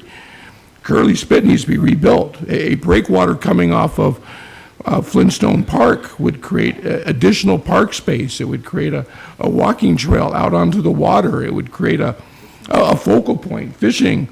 It would turn our bay into a calm bay in the summer for kayaking and sailboarding, right? It would become an asset to the entire community. This is about more than the marina, in my mind. This is about protecting our bay and making our bay even more than what it is. If we didn't have the marina, like I say, picture Oak Harbor without a marina, if we didn't have the marina, all of that waterfront property, including, as I understand it, Catalina Park, would divert back to the Navy. That's my understanding of the current agreement. That's probably 25% of our waterfront that would go away. A lot of the waterfront along Pioneer Way is privately owned, right? And so, and I agree with you, Barbara, once we lose it, we never get it back. So, and I think the rec center does have to be part of this discussion. I don't think we have to limit ourselves to the bay, but I think we have to be real with ourselves. These are amenities that as we grow as a community, eventually happen, and we got to look how are other communities paying for them, and they are paying through them through tax burdens, and they're tax burdens that are replacing this repetitive beating we've been taking on the money that goes into those type of infrastructure. Now, the city, I think we've gotten a pretty good handle. We've built up about $8 million in our general fund. That's above and beyond the reserves that we had there. We took quite a bit of money from beginning balances, and we've transferred them into funds to start replacement funds for all of our major infrastructure, such as City Hall, Public Works. We're a long ways from funding any of that, too. And again, that all comes out of this same fund, right? And so we as a community certainly have to prioritize where we're at in our life as a community, and understand that if we want these kind of amenities it's just not going to come out of blue sky. We're just not going to say, okay, we're going to continue doing everything we're going to do, and then on top of that, we're going to build this because we have extra money coming in. It's just the opposite. The reality is, while we have extra money coming in each year, it does not keep up with the pace of inflation and does not keep up with the growth of the city. And again, that's why these options have come forward. So with that said, again, I picture something much bigger. I think if we had those breakwaters, I would think we would not be having a discussion every 15 years about our base silting in. I think we would enhance the asset for the entire community. This wouldn't be about the marina. This would be about creating a place we could all be proud of down there and utilize.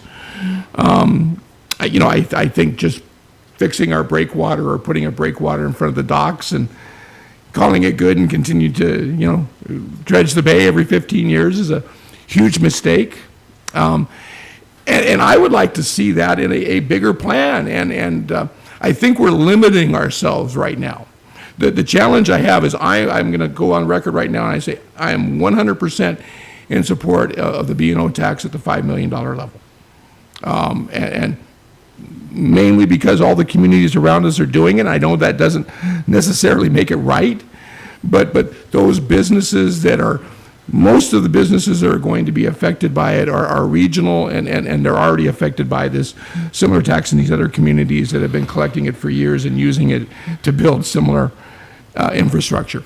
I don't think these large businesses didn't write a whole mess of letters back to us in opposition, because I think they realize that's part of being part of the community, right? That's part of their contribution to the community. What I don't know for sure if I'm in favor of is I don't know if I'm in favor of it at the 2.5 level or the $1 million level, or maybe even a level below that, because I don't know what we're going to do with it in the big scope of things, right? I think we're doing a cop-out by, just passing it at the $5 million level and hoping that's going to be enough.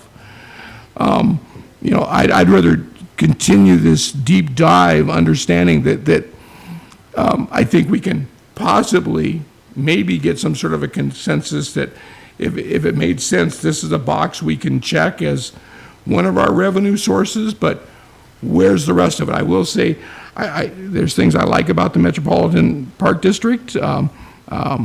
I've commented on that before when North Whidbey Park and Rec came forward with the idea that, it more fairly dispenses the use of park space out to the community surrounding us that uses it. The people from outside the city limits share in that expense through a Metropolitan Park District, and we're spreading that out, and by spreading that out, we should be able to provide more services to everybody in the community, not only if you live in the city limits, but surrounding us. Right now, the park maintenance and stuff is on the backs of the people who live in the community, and we know that we are servicing people outside, but in order to do that, we've got to provide them something solid. We got to provide them a real plan. Here's what we're going to do. Here's how we're going to pay for it. Now it's a matter of implementation. And what we have right now is, well, here's how we're going to do some of something. We don't know how we're going to do the rest of it. And we're going to use this money for this or for that. Quite frankly, tonight, I'm not opposed to tabling this again, because I'd hate to make the mistake of passing this ordinance at $5 million and finding out if we would have done it at $1 million, we would have gotten the whole kahuna, right? I think that would be a mistake. But I was prepared to come tonight and say, hey, I'll approve this, but not with those earmarks, right? Because the reality is, I would earmark it that it's special funds to be approved by council, but I think it's too much of a scapegoat to put in there that it's going to be used for this or this when we really don't have the rest of the plan of how we're going to make this or this happen. And those are two separate motions, and of course, the council decides what motion they want to take. I understand. But again, you get my point here. I may be willing to go for that 2.5 or $1 million mark if that fills the rest of the piece of the puzzle and we can get done what we need to get done to create these enhancements and do it smartly, right? Because that's the limiting belief we sometimes, have in government, right? Well, we solve this problem and the next problem will solve itself. I think we need to learn. I mean, dredging every 15 years is tough, and it's always going to be tough, and it's not going to get any better unless we make it better, right? Building a community center, that's a task that we've got ahead of us too, right? And if we don't have an idea for funding it through this entire discussion, which again, I'm just trying to think much bigger, right? I'm afraid that's just going to get lost in the fodder, right? And so I think the two of them do need to tie together in this discussion. I think they're both Parks and Recreation connected, right? And I think, Brian, you've done a fantastic job of doing exactly what you and I talked about when you came here. You've come here and you've created a park and recreation program. We're going to have recreation for the community this summer, right? And you've brought together a bunch of fragmented different things that used to not all fall under parks. And now we have recreation in that one big bundle, and we need to look at recreation holistically all the way around. Yes, the marina is part of recreation. We've got youth sailing. We've got the kids going down with the releasing the fish, right? We have recreational boaters, but we've got the kids. We've got the adults playing sports. I think we need to quit patching this up and really dig in, and it's going to hurt. It's not. The money's not going to come from thin air. The money is going to come from taxpayers. And whether it's local taxpayers or whether it's a combination of local taxpayers and state grants or federal grants or, just what, it's taxpayer money no matter how you look at it. But the taxpayers deserve to get something in exchange, and I just don't think that's a patch or we've solved this problem and we'll figure out how to solve the next problem. And again, that's just because, again, I'm 100% support of the 5 million. I may be on the 2.5 and the 1 if I saw the big plan that we were going to get our marina issue not only resolved but solved, and that we had this path to this rec center. I think promising either of those without having a fully thought out and funded plan would be a mistake on our part. And so just to respond to a couple things, every month that this is delayed is about, at the 5 million level, it's about $65,000. And that money can be put in a reserve and used to buy down the bond that we eventually float for the dredging. As far as the cost of the dredging, just based on the 11.8 and the 7.5, which might be different depending when it goes out to bid, might go up by 5% or whatnot.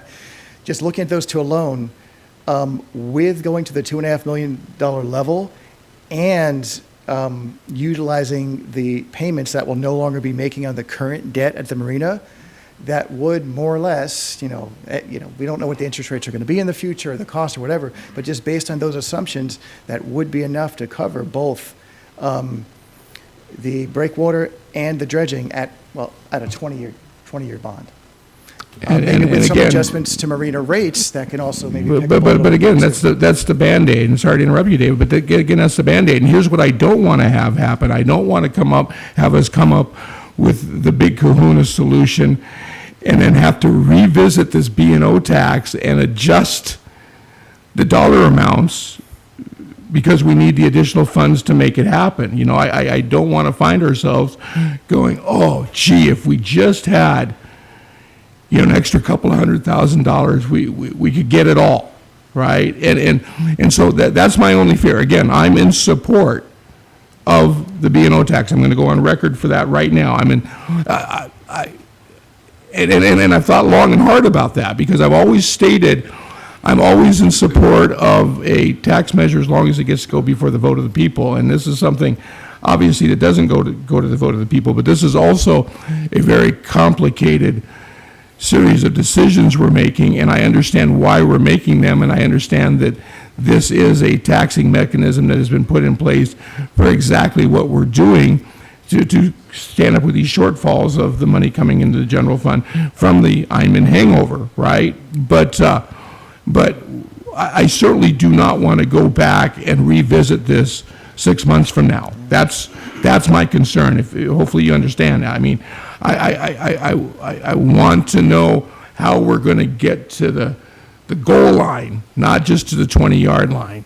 And all we're doing now is, getting to that 20-yard line, and then what are we going to do? Hope we're going to kick a field goal, right? Well, to address the comments on the Metropolitan Park District, due to the time constraints and due to the need for dredging, I mean, the council could adopt a local business occupation tax, and then work up a plan to go to the voters for a Metropolitan Park District. That's a bit of a wild card because you need to go to the voters. It's not really controlled by city council. It's also, there's a bit of, the county might be involved somehow in that process too. I'm not 100% sure. Of course, we have our city attorney on board who can explain that process, but that's not a guarantee. But if that's the plan and it ends up going down that road and Metropolitan Park District is voted by the voters, the city council can extinguish the B&O, can just vote to say, okay. Well, but again, that just doesn't happen, right, in the real world, right? I just want to be real here, Dave. That just doesn't happen in the real world, and I've seen it happen. And I appreciate those comments. I really do appreciate those comments, and I always appreciate your input. But if the voters didn't vote for the Metropolitan Park District, then there's your answer, right? The voters aren't ready for a community center, right? The voters want us just to patch things up, put some Band-Aids on it, and keep plugging the way we are, right? They don't want to reach in their pockets to move forward to that next level, right? And so, I'm totally comfortable with the idea of putting a tax before the people and asking the people what they want. So I just want to interject and just say one thing about that. I'm not, this is your guys' vote, but I just want to give perspective there. If we go down that road, this is putting the marina out another year for this entire process to play out.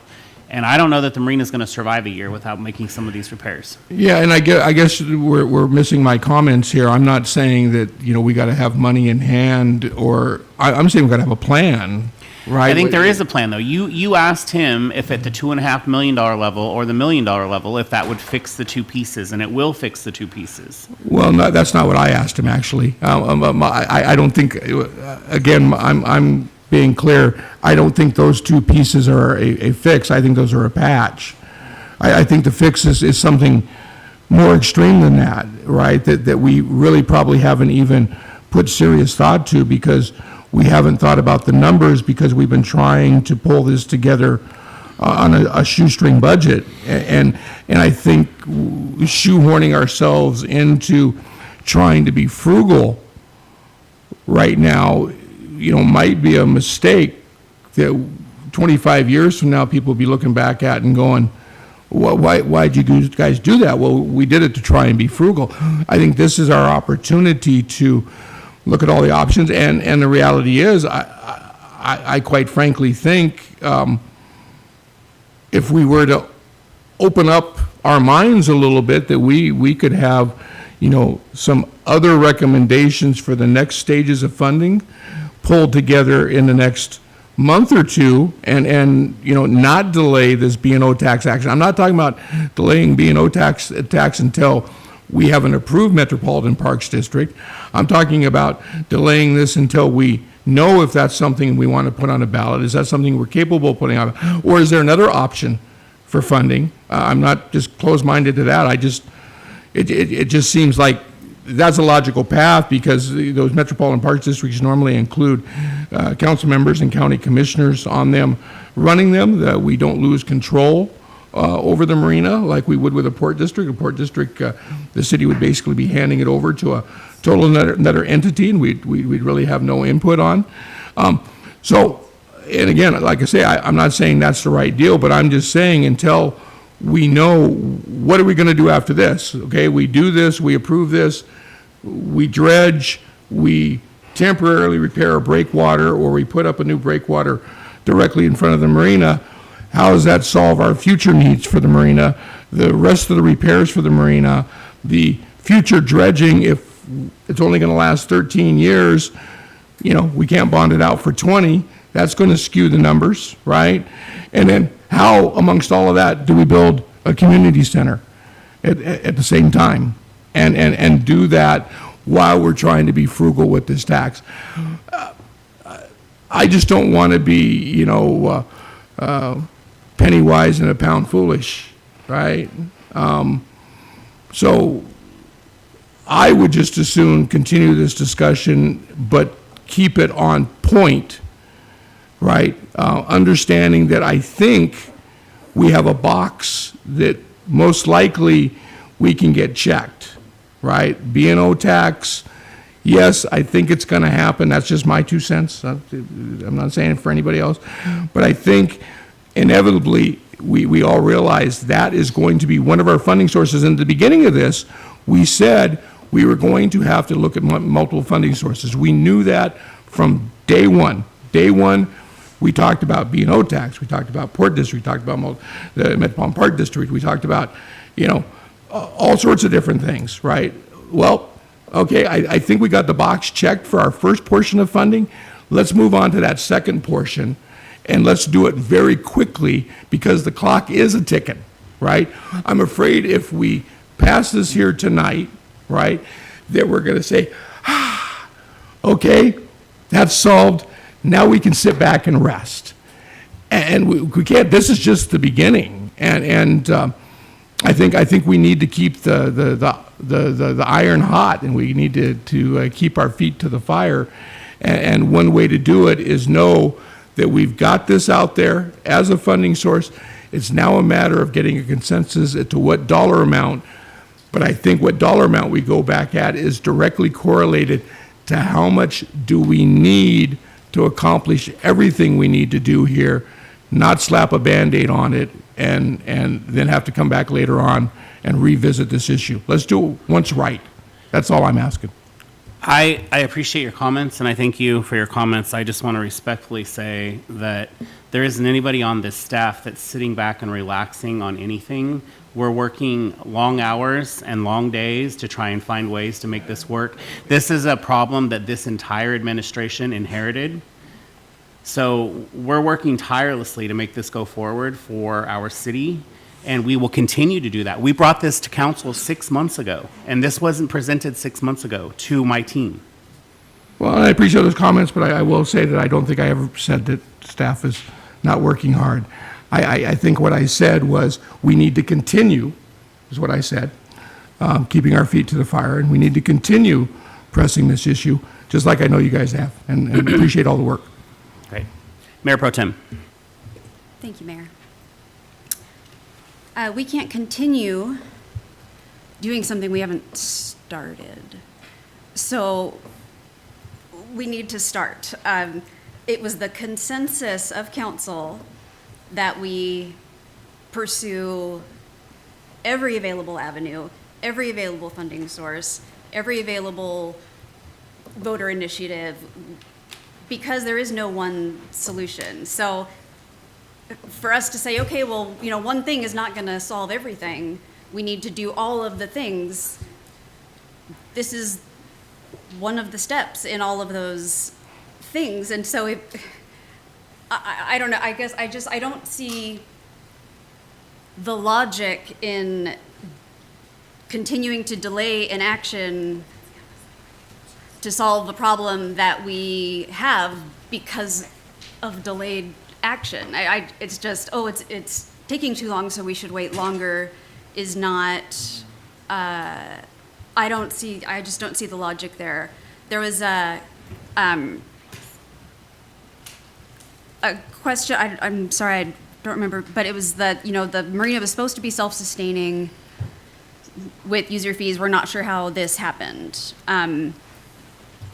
Well, I mean, Jim touched on how this happened. The marina existed when we acquired it. It wasn't, oh, we'll just take user fees and then build a marina and then continue to update it. I mean, we were gifted a white elephant, and it already existed when it was given to us by the federal government after the channel was effectively sabotaged by the dredging. And so, this has just been a ticking time bomb. But in the entire existence of the marina as a city entity, it has been self-sustaining. It existed, and so just to keep it in its current condition, the taxpayers have never contributed to maintaining that marina. This is the first time we are asking them to do that.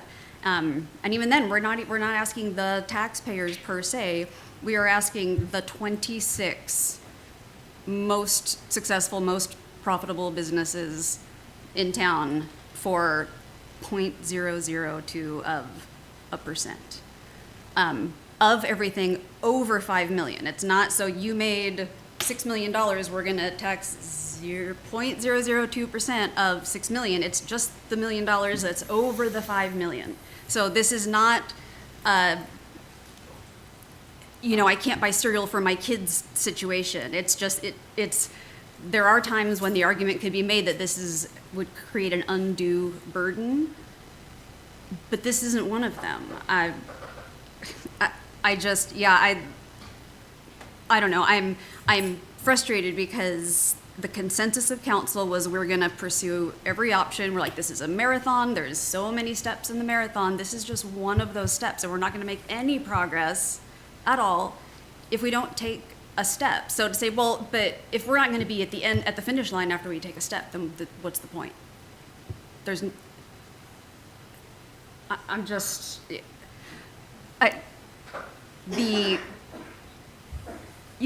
reason we're in this situation in the first place is because previous councils have not wanted to make difficult and or potentially unpopular decisions. They weren't willing to do that. And if we continue to not be willing to do that, then, we can't sit around and look at each other and be like, how did we get here? I don't understand how we got here, because this is how we got here. And so we need to take some action, any action, just to say that it's not worth doing if it's not going to solve every problem we have, is not productive. No one's expecting this to solve every problem we have. $800,000 or $900,000 a year is not going to build us a rec center or dredge the marina, but it will allow us to make the loan payments on the money we borrow to do some of those big projects. I don't see anything wrong with collecting those funds and allowing them to build up and generate interest, and they will be there when it's time to borrow money to do a big project. If we decide based on priorities that the breakwater needs to be the first thing to happen, just in terms of, continuing operation versus something that's not like a wish list item, like the rec center, then that makes sense. We can prioritize our list. But if we do end up passing a port district or something like that, then that will free up those funds to say, okay, well, now there's a port district, they can deal with all this. Now we can take this revenue and put it towards a rec center or other improvements. I think we're overcomplicating this or nuking it to death, or maybe just being a little myopic about there needs to be a plan. And this is the plan. The plan is to start a combination of funding streams. This is just one step. We can start collecting it can start generating interest, and then it will be there when we want to borrow the money. It's not going to fix all of our problems, obviously. It's just, to say like, well, the money wouldn't go towards a rec center for 20 years realistically, that's a council decision. That's in terms of how we're going to prioritize. And like I said, the money can be redirected if we end up with a port district or metropolitan park district, or that's our decision. If we do end up passing the $5 million, which is what I'm in favor of. I think that, to me, that's an easy decision. If we do have to revisit it 6 months from now, okay, then we revisit it. I mean, that's our job. I don't believe that the B&O tax, which is the agenda item that we are voting on right now, at a $5 million level is a difficult decision, but the problems are so vast that it's really easy to get, I don't know, it's easy to get lost in the rabbit hole of all of the things that need to be fixed, and it's totally overwhelming. But I think, to say we shouldn't implement a funding stream to address a deferred maintenance because of all the deferred maintenance, because previous councils wouldn't implement a funding stream, it's circular logic, it's not productive. Putting this off another 6 months is going to do nothing but cost us money. We've discussed this to death. Most of us seemed to think that the $5 million threshold was reasonable. I think it's reasonable. That's what I would support. Going forward today, this is just a first step. I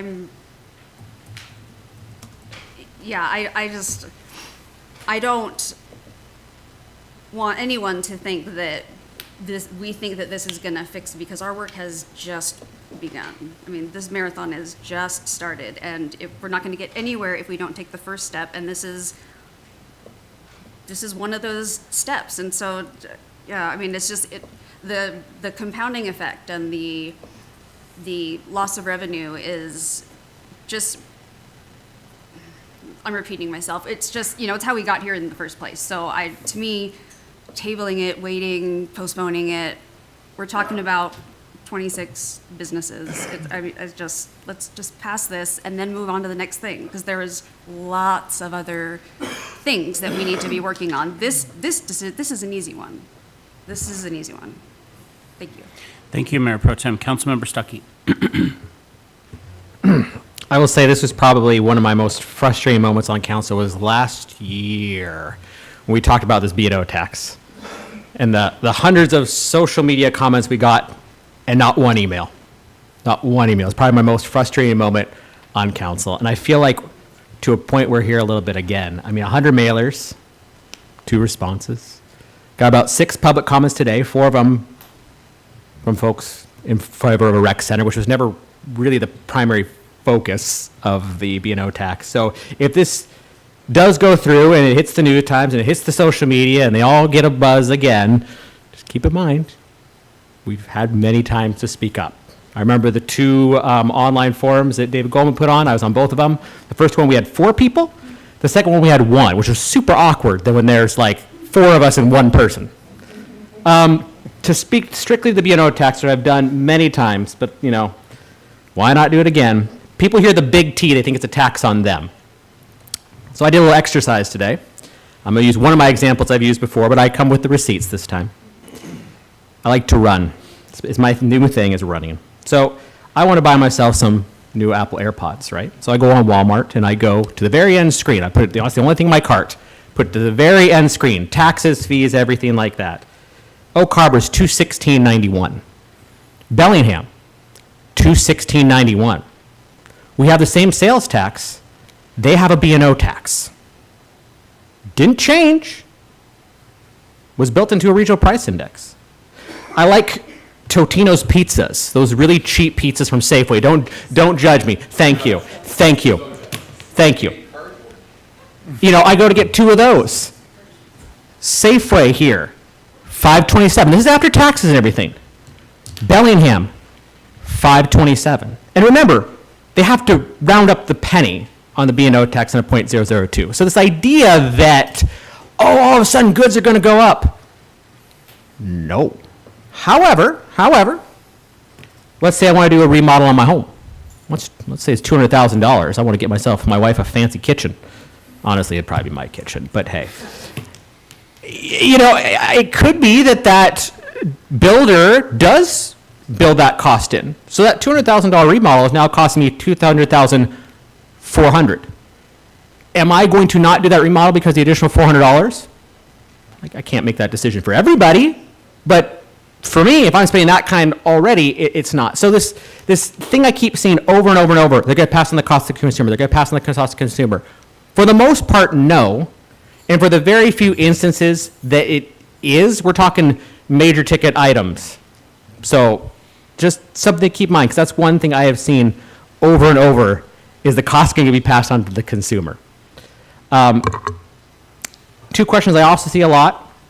Why didn't we save up for this? Yeah, maybe we should have. But here we are, now today, we don't have the money and we have an issue. Why don't the marina attendants pay for it? Okay, $2,000 a slip. Who's signing up? Not a lot of people. You know, it sounds like I'm pushing for the B&O tax. I'm not. I just want to give practical information to the questions and I would say somewhat misinformation I see all the time. I don't think there's going to be a max exodus in businesses. You're going to go to Everett, Bellingham, Burlington, Bremerton, where there already is a B&O tax.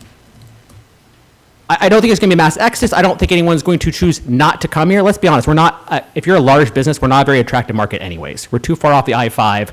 Costco's not coming here anytime soon. And having a B&O tax isn't the thing that's going to sway them. Okay? Love Costco, love the hot dogs, $1.50, let's keep it. And so, you can't forget that soda. You know, I am for looking at Coopville expanding their port district. I'm for looking to an MPD. I am for Parks and Rec district. I'm all for looking at those options, especially because that involves the taxpayers voting. The B&O tax is going to pass at some point. If it doesn't pass today, there will be another council who falls on the sword. I guess the question we're getting wrapped up in a little bit is, what's it for? And that's a separate motion and a separate conversation. I just wanted to add those thoughts and those practicalities to what are we really talking about here. Thank you. Thank you, Councilmember Stuckey. Anybody else? Yes, Councilmember Romero. Weighty conversation and a very serious matter, and I've given it a great deal of thought. And across the board, comments have been made that address the thoughts that I have. One of the comments, though, that is somewhat different is, well, we have in our country taxation with representation. So that doesn't mean that all our taxes have to be approved directly by the voters. But normally in public service, especially in a municipality where such things as emergency services, fire, police, basic utilities, and these sorts of things, it's pretty much an understanding that that's what city government is about. Now, we have a marina that was gifted to us, and I can say it's added value for sure to our community and over decades. And as an aside note, just from geology, bays fill in. I mean, it not only will it not be a mud flat, it'll actually be land if we were just to let it go for decades or centuries. That right? Well, okay, wildlife, but nonetheless, so it's going to be a long-term maintenance matter. No matter what, should we keep it? And so I'm going to address the delicate issue because I'm a man about macroeconomics and about political agencies and related matters. And of course, the marina has directly addressed an interest of those who have boats, which is great. Okay, and you say, well, here we are trying to do a B&O tax without voter approval, which directly affects the interest of a select group of people. Now, I want to say this before I forget the outstanding executive leadership of Mayor Wright and its city administrator Sabrina Combs, and especially David Goldman with regard to the numbers and the exact figures is much respected, and they've been extremely thorough about moving forward. And I respect that matter. I am pondering about the fact that the economic benefits, which spread, as Mr. Goldman has made clear to the entire community, are not to be dismissed. I mean, they're substantial, and they're really part of the economic development or the waterfront development and all of that.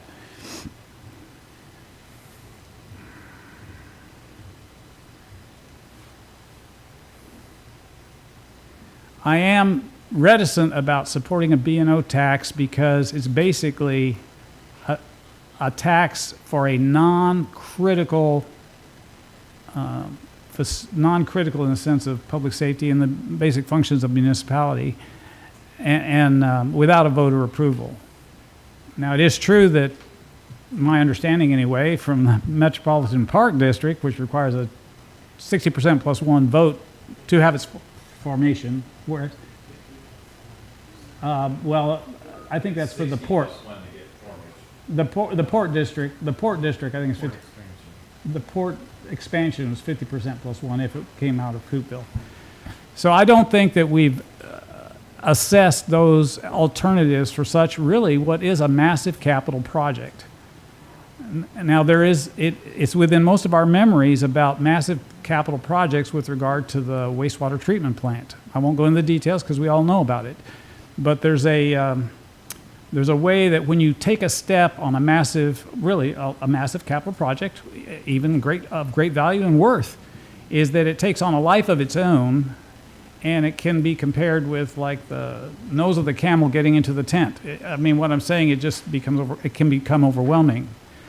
So I'm not ruling out a B&O tax per se, but I'm just describing to you the reticence I have about something that is not really a critical municipal service in your normal way of thinking, and that it probably would be best served in a recreation district or a port district. And so I would be in favor of tabling this until there's an agreement among the council to bring it up again. But and the port is not going to shut down tomorrow. But I understand all the time limitations. It's been described to me in detail with great professional excellence about all the timelines and all the rest. But I just do not see it, my voting in favor of a B&O tax tonight. Councilmember Arms, or wait a minute, Councilmember Wittgenstein, before I let you go again, I'm sorry, Councilmember Wittgenstein. Sorry about that, Barbara. Wow, yeah, great conversation. I'm back and forth on it. I am opposed to excessive taxing. I mean, I don't want to pay more than I absolutely have to for anything as well. And I also know that the necessity of what I'm hearing being said, set the marina aside, set the recreation aside. At some point in time, B&O tax is coming up before us anyways. That's going to happen at some point, especially, you know, when we get the explanation that Councilmember Wiesner did really well about the compounding and inflation and how we're behind, and we're just not going to generate revenue coming in that's going to keep up with inflation. And so we're always going to be trailing behind to pay the bills, so to speak. And the debt service, right? I mean, the goal here is to put a little bit of money in the bank so we can go get a loan to do this project. Our project happens to be this dredging of the marina. I'm in favor of a long-term solution for the marina. I always have been. I mean, if we can save it and we can, I'm along the lines with Councilmember Wiesner, it's a whole revitalization of that whole waterfront. And if we don't start really seriously thinking about the channel, it doesn't matter how much breakwater we put in or how much dredging we do in the marina. If the boats can't get into the marina is useless for the boats. And it sounds like the channel's getting smaller every year, at least from those that are living close by and can look over. I mean, I can tell, you know, during low tides as well. So those are all concerns. I don't want to rush into a decision of making this, and I don't feel like the B&O tax discussion is a rushed decision necessarily, though. From tonight's conversation, it seems to me like the $5 million is just it's an exercise in like, oh, we did it. To me, I think we need to be looking at the 2.5 to the 1 million. And as much as I don't want, as a business owner, to be coughing up necessarily, and I wouldn't be right off the get-go, maybe someday I could have that problem. I would do it at that point in time. Because the overall long-term care of our community is the overall health of our community. And it's not just whether or not we have our basic services. It's the mental health of our community. And amenities provide an increased mental health, a positive way to address our mental health issues in our community. And in giving these options, like I played youth soccer. I remember playing behind old schools and fields, and I think we played most of ours behind the Christian school. At the time, it felt like there was 16 soccer fields, but it was probably 2 or 1 big one. I was small, perception of size at the time. These all things that we have to have them. We have to keep doing them. We want a rec center for our community. What that looks like long term is a whole nother project and whatnot. So I've been on the fence. I've had some conversations about the B&O tax. To me, it's a wasted effort at $5 million. If that's where we're going to come up with, I'll vote against it at the $5 million because I don't think it's enough if we're going to do it. Because we have these other projects, and again, long term.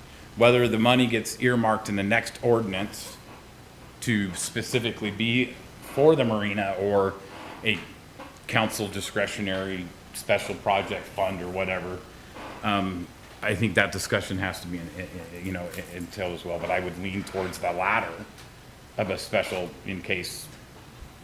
And I believe that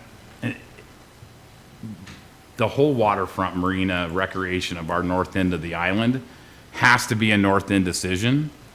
And the only way to make that a north end decision is to convert into that marina into either a park, a metropolitan park, or a special tax district of some sort. It could be Port Authority or whatnot along those lines. But that has to get moving, and it has to get moving rather quickly, because we get mixed messages from the community. I get people that want to do everything they can to save the marina because they're emotionally attached to it. They have boats to it. They have fish that they want. I mean, we have all these things. And then we have people that are like, oh, I don't ever use it. It doesn't fit my needs. I have no purpose for it. I don't want to see it go away. I can, I think as the Boy Scouts are here tonight and we think about, they're listening on the civic conversation, and I think about all the years that I spent going in and out of Scouts and the different activities. We have opportunities with the marina to continue to support those youth programs as well. And we owe that to them. It's going to take all of North Whidbey deciding whether or not they want a marina and a rec center and putting it into some sort of Port Authority or special or metropolitan tax district. I don't foresee the city being able to financially, within the tax base of the city alone, support that marina indefinitely or even build the projects that it needs to have done to it. And so I'd be in favor of passing the B&O tax to do it as a special fund for discretionary projects through council versus just earmarking it for the marina. Because I think there's a greater use long-term. If we put it towards the marina, that's great. I'm in favor of helping support that, but I think the broader stroke of the pen for it, and I think a $2.5 million is a wiser move than the 5. That's where I'm at. Thank you, Councilmember Wittgenstein. Councilmember Arms. I think Councilmember Heiser made a great point. We've been kicking the can since January. We've been talking about this forever. It isn't going to solve the problem. Like Dave Goldman said, we could have been putting this revenue aside. If we get a port district, which we're trying all kind of things. It's like people don't think that we are actually trying. We are. Larson has a bill that will address this if it could get passed.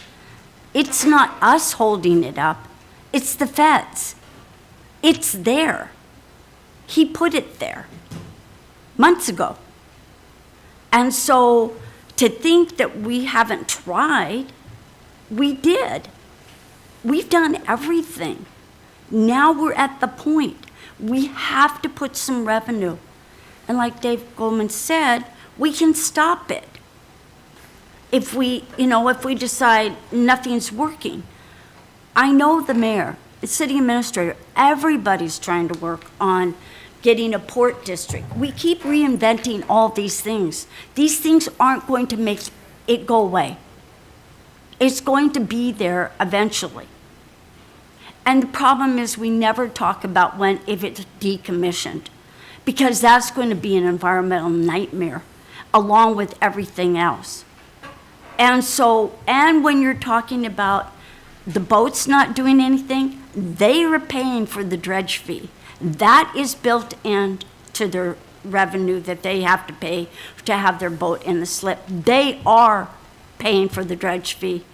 It may not be enough, but they have contributed their amount. It's time the city decided, maybe nobody likes it, but once it's gone, when we're not around, somebody is going to say, why did those people do that? We have talked it to death. We have missed out on revenue. We either have to say yes or we say no. Or, we're going to table it again. We're at the end of the session. June is a short month. These people have been working their heart out trying to get this settled. We have been doing everything. We got that from Rick Larson. We can't help it didn't go through yet. Maybe by some miracle it will. That has been sitting on the docket. We did that. Our community did that. We got that from him. That was a miracle. We've never seen anything like it. Yes, I'm passionate because there's lots of people that love that marina, and I'm for them. I spend a lot of time down there. I've tried everything to think of it. I'm sorry nobody likes it or doesn't want it. Now is the time to say, let's do it, let's forget it, and let's put our heart and soul into looking at a port or do a metro district, but we need to come up with a solution. We can't keep putting it off. It's like not repairing your roof because you think it's going to last longer. It's not. We are at the end. So there's my 2 cents. Great, thank you. Councilmember Marshall. Thank you, Mayor. Let's go for round 2. So I'll address some of the comments that were made. What was said is that every initiative, we were tasked with looking at every initiative, every opportunity for funding. Well, we didn't do that. We did not look at a Metropolitan Park District. It was not brought up until I asked Mr. Goldman about it on Friday. So that's the first conversation we had. Second, I take offense to the accusation that this council has kicked the can down the road. This is the first time it's being brought to us as a vote for a B&O tax for the marina. In 3 years I've been sitting on this council, not one initiative has come before this dais to ask us to fund anything for the marina. So the accusation that this council's kicking the can down the road, no. I strongly disagree with that. We are asking at this particular time 1% of the businesses in our community to potentially fund something that, on average, 1% of our community uses. I don't think that is a fair ask. I think asking for any kind of a tax, whether it be a Metropolitan Park District or a Port District, is an unpopular thing to do. So I'm not afraid to take on the unpopular thing. I'm not afraid to do that, but it has to make sense. Just to say we can take money because we can take money, but without any real plan on how to use it, is irresponsible governance. That is not for us to do. To simply say we have the opportunity to take the money, so we should, and then we'll figure out how to spend it, is irresponsible. And I won't. And if you want to push a vote for $5 million tonight, then you're going to roll the dice and see how it goes, because it may get shot down altogether, because I certainly will not support that. If there is a plan, if we can fund more than just the dredging, or we can fund the dredging and the breakwater, then I could potentially support a B&O tax at a different level. But that's not what's being presented to us. And to even make any kind of innuendo that this would be separate motion is a fallacy. We are specifically talking about the marina. So to say, well, we could put it to a different fund or we could put it towards the rec center, you're fooling yourself if that's what you believe is going to happen, because we have been talking about the marina for months. We passed the idea of forming a port district in January. It is now almost June, and we've heard no follow-up on that. We've got no conversation, we've had no workshop, we've had no updates on where that's at. So this is the one time in the last 3 years that we've been asked to fund the marina. And if you guys want to ask for a vote, cool, I'm good with that. But I will not be supporting it because we are not doing what we need to do in terms of truly addressing the issue. And taking any action, the idea of just taking any action, just so we're doing something so we feel good about the steps that we're making. So we throw $11 million at dredging, but we don't address the breakwater, and then the marina fails. Or we throw $15 million or $20 million at the marina, and we take care of the dredging, we take care of the breakwater, but we have no plan for the channel, and nobody can get there. So we've just thrown $20 million away, and then still have to spend an additional $10 million to decommission it. So any action just to take an action is not, in my opinion, the right move for us as a council. We need to have a plan, and we need to address the plan fully, or we don't address it. But we've been talking about it. Yep. Sorry. So, Councilmember Wiesner. Thank you, Mayor. Mr. Goldman, so what date would we have to have a decision by in order to keep the July 1st date? Is today that drop dead date, or? The law requires 30-day notice, and I just rounded it to the beginning of the following month, so. And then with the July 1st start date, revenues would start rolling in January, is that correct? They'd be liable for the revenues as of July 1st, but we would start collecting the revenues. The due date for the first collection of revenues would be January 31st, and then quarterly thereafter. And how soon after the collection of the funds start are we able to bond that potential income? It's not like it's not like we're looking to build up a fund here, right? Because really, I mean, let's be real clear here, right? It's not that we're looking to have $4 or $5 million in the checking account before we go start doing this. We're going to be using this money to service debt. Yeah. So how soon after the money starts rolling in are we able to bond it? We could bond it right away. However, we would want to wait until we have more certainty on the actual construction date of the dredging and of the breakwater if we're funding that as well, because we're required to spend down the bond monies per the covenants on bonds within 3 to 4 to 5 years of getting the money. So we would not want that money sitting around. And plus, it's about earning interest on bond money. There's, in the 1986 tax code, there's something called arbitrage, which basically says that you cannot earn more interest than the rate of the bond you're borrowing the money from. So it could only be a wash. You could never really make a profit off of borrowing money. So we would want a little bit more certainty, before we actually went to the market. So from a time standpoint, if we're looking at possibly at the soonest, having permits in a year, I mean, is that a realistic soonest optimistic statement? Because I think that's what I heard was 12 to 18 months. He also said there were some emergency options for one of those as well. For the breakwater. For the breakwater, but not necessarily the dredging. When you're permitting for the dredging, that's already been submitted. And then as far as the breakwater, they just did the evaluation of it. Once they have the planning in place, that's going to take a few months. You can expect a year to 18 months for that permit to get back to us. So we would need to have bondable money in place no later than May of next year, April of next year? Yeah, 1 year. Yes. The marina is literally bottoming out. So we need to dredge as soon as we have those permits in hand. Yeah, and again, bondable money in hand, April of next year would seem to be a conservative, assuming that we get the permits as soon as possible. If we had that bondable money in April, we would be able to go right on to bonding that and proceed with that construction schedule. Yes. And we wouldn't actually need to be collecting the money as long as it's a tax and properties, businesses are liable for the tax. That would probably be good enough for, the folks who the financial advisor and the bond counsel to say, okay, we have a stream that's passed per ordinance, it's legal. It doesn't really matter exactly the fact that we're collecting the money in January, just as long as we have something that's in place. But we don't know that for certain, right? I'm 95. So don't commit us to that, please. Right. Well, and I 95% guess, certain. and I guess this is some of the stuff that maybe is going to help, right, is making sure we definitively understand those dates, right?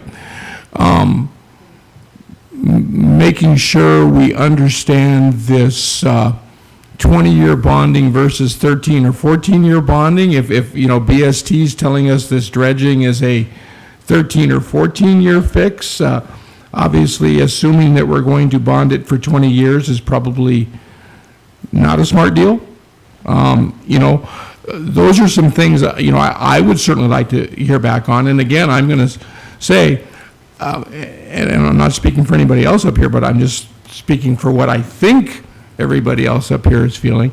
Nobody up here wants to see this marina die a horrible death. In fact, if anything, I think we want to see something better come out of it, right, than just this patch. I think that's what we're saying up here. I think we're saying that if we're going to do it, let's do it right. Let's spend the money. Let's make sure we're educated and that we're not making mistakes, because this is a huge decision that's going to affect people for the next 25 to 50 years. So in my mind, rather than have this thing go down in defeat, I think there's support for it. I think it is a question of, is that support at $5 million or $2.5 million or maybe even the $1 million mark?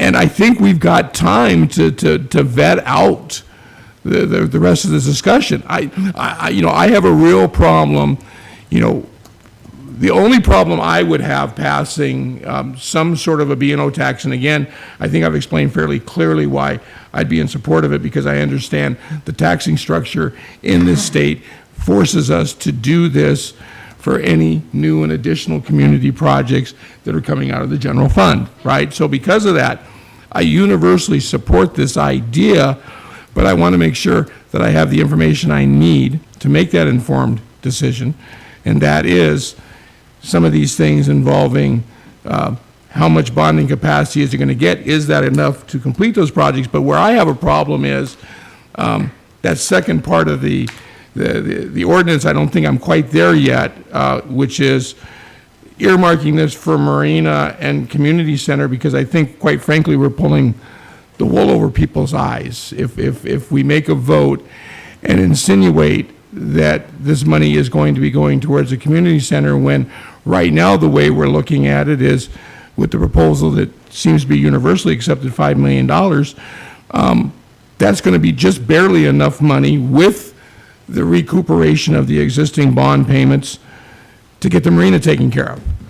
So by adding that community center in there, I think we're being somewhat deceptive about that.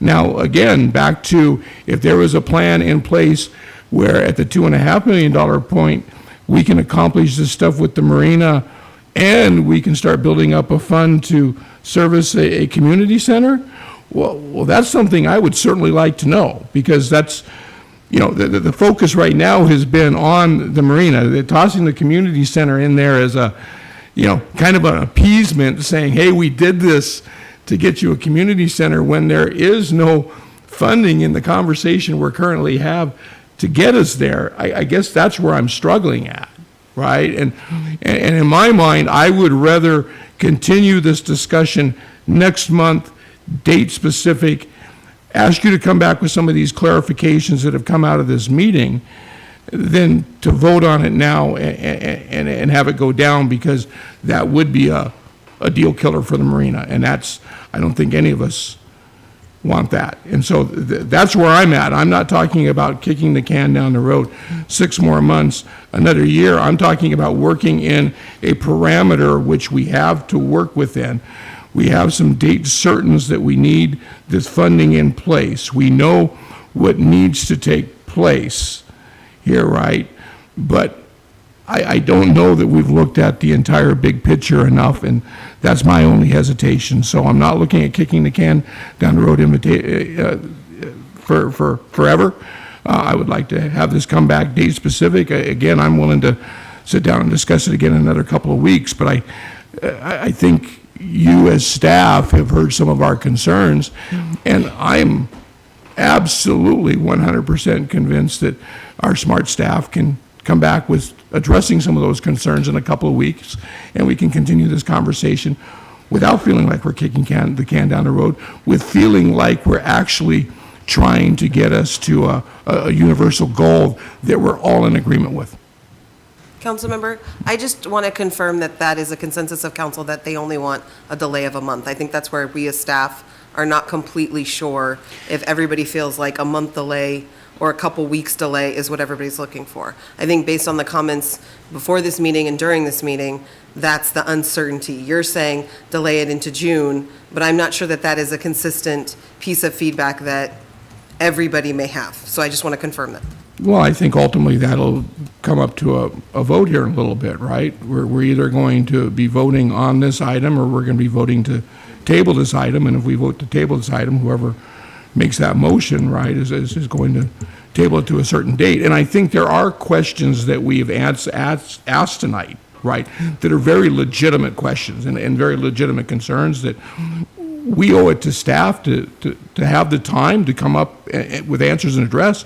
We're not looking to put you guys on the spot tonight and say, well, what's the difference going to be if we bond that for 13 years versus 20 years, right? Those are all things that obviously came out of tonight's discussion that we owe it to you guys to have a chance to be able to look back and address. So just for clarification, so I can make sure that we're working on what it is you all need to make a decision this time. Bonding capacity, what will that cover? And then you want specific timelines with respect to when bonds need to be taken out? Well, yeah, I'd like to know when we have to have this flowing, but also, you know, I'm going back to Mr. Marshall's comments, and I'm taking them at face value that, you know, the BST study indicated that this dredging would be good for, what was it, 13 years, Mr. Marshall? 10 to 13 years, and we're up here talking this entire time about, you know, a 20-year bond that we're trying to float. I think that makes a huge difference. Sure. And again, I just want to be very clear. This is me supporting this idea, right? But I want to make sure we're making the right decision on what we support. We have choices in front of us. Picking just one of them to make it look like we checked the box off isn't solving the problem. If we need more money to truly solve the problem, now is the time we need to be discussing it, not 6 months from now coming back and revisiting this thing. That's where I'm at.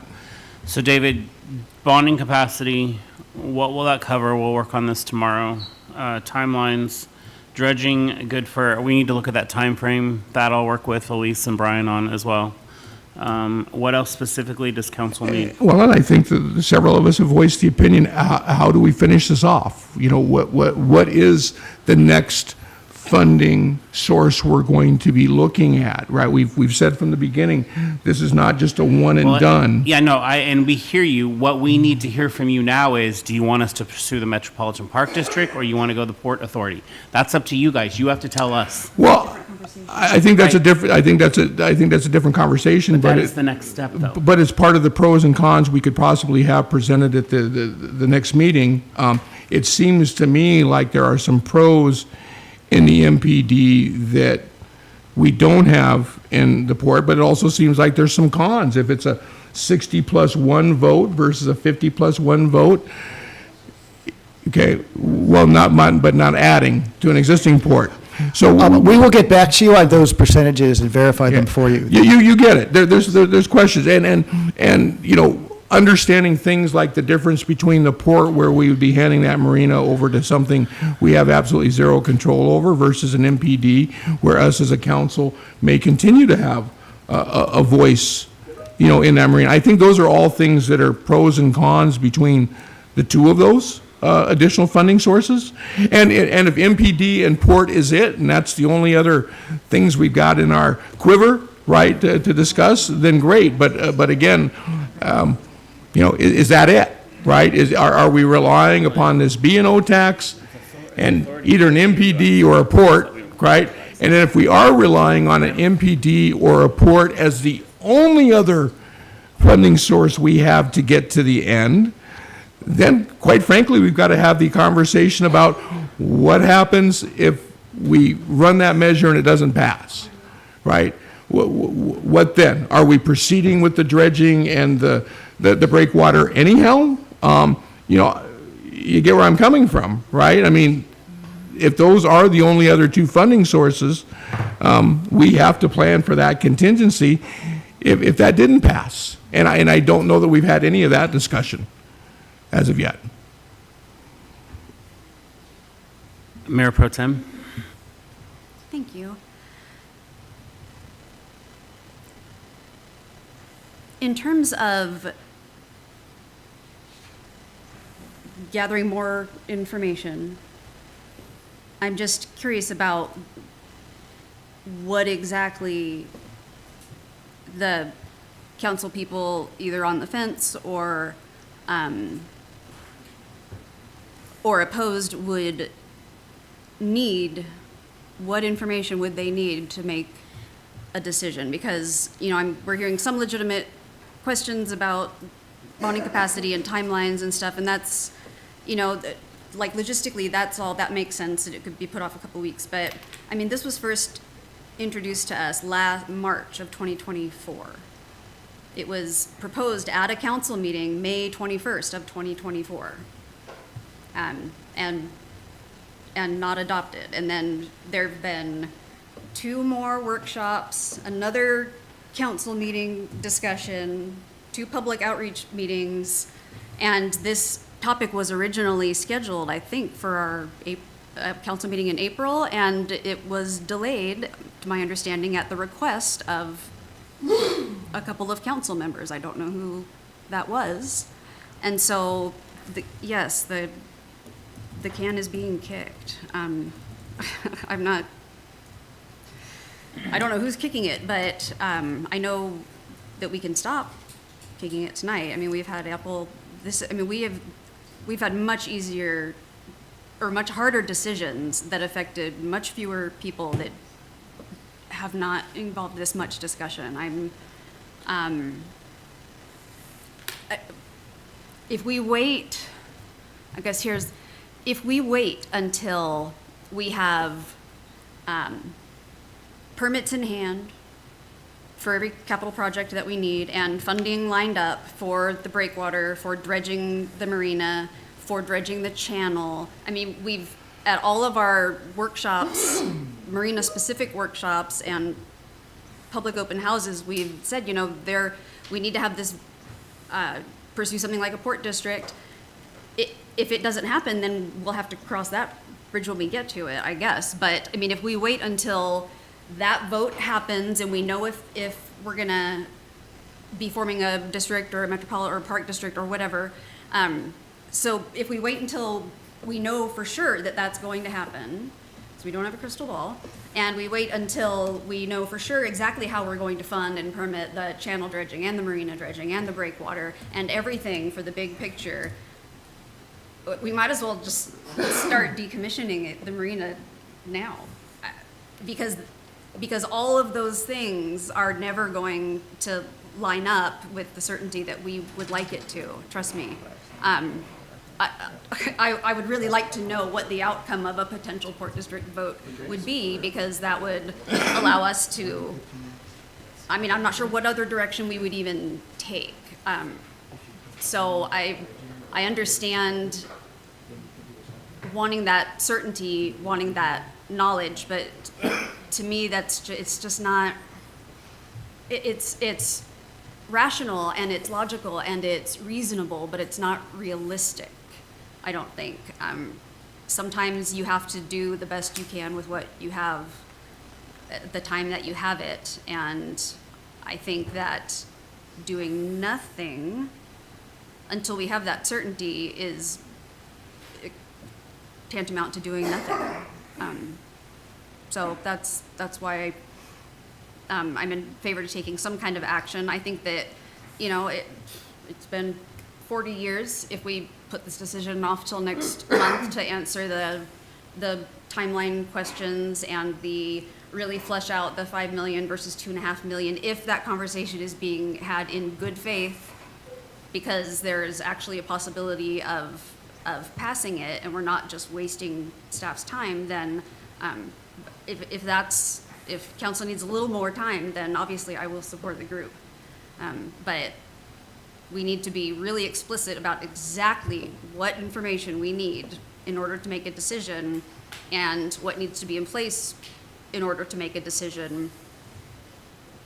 Otherwise, we're just gonna, waste another several hours of everybody's lives. So I just want us to be really clear about what our needs are, what our expectations are moving forward.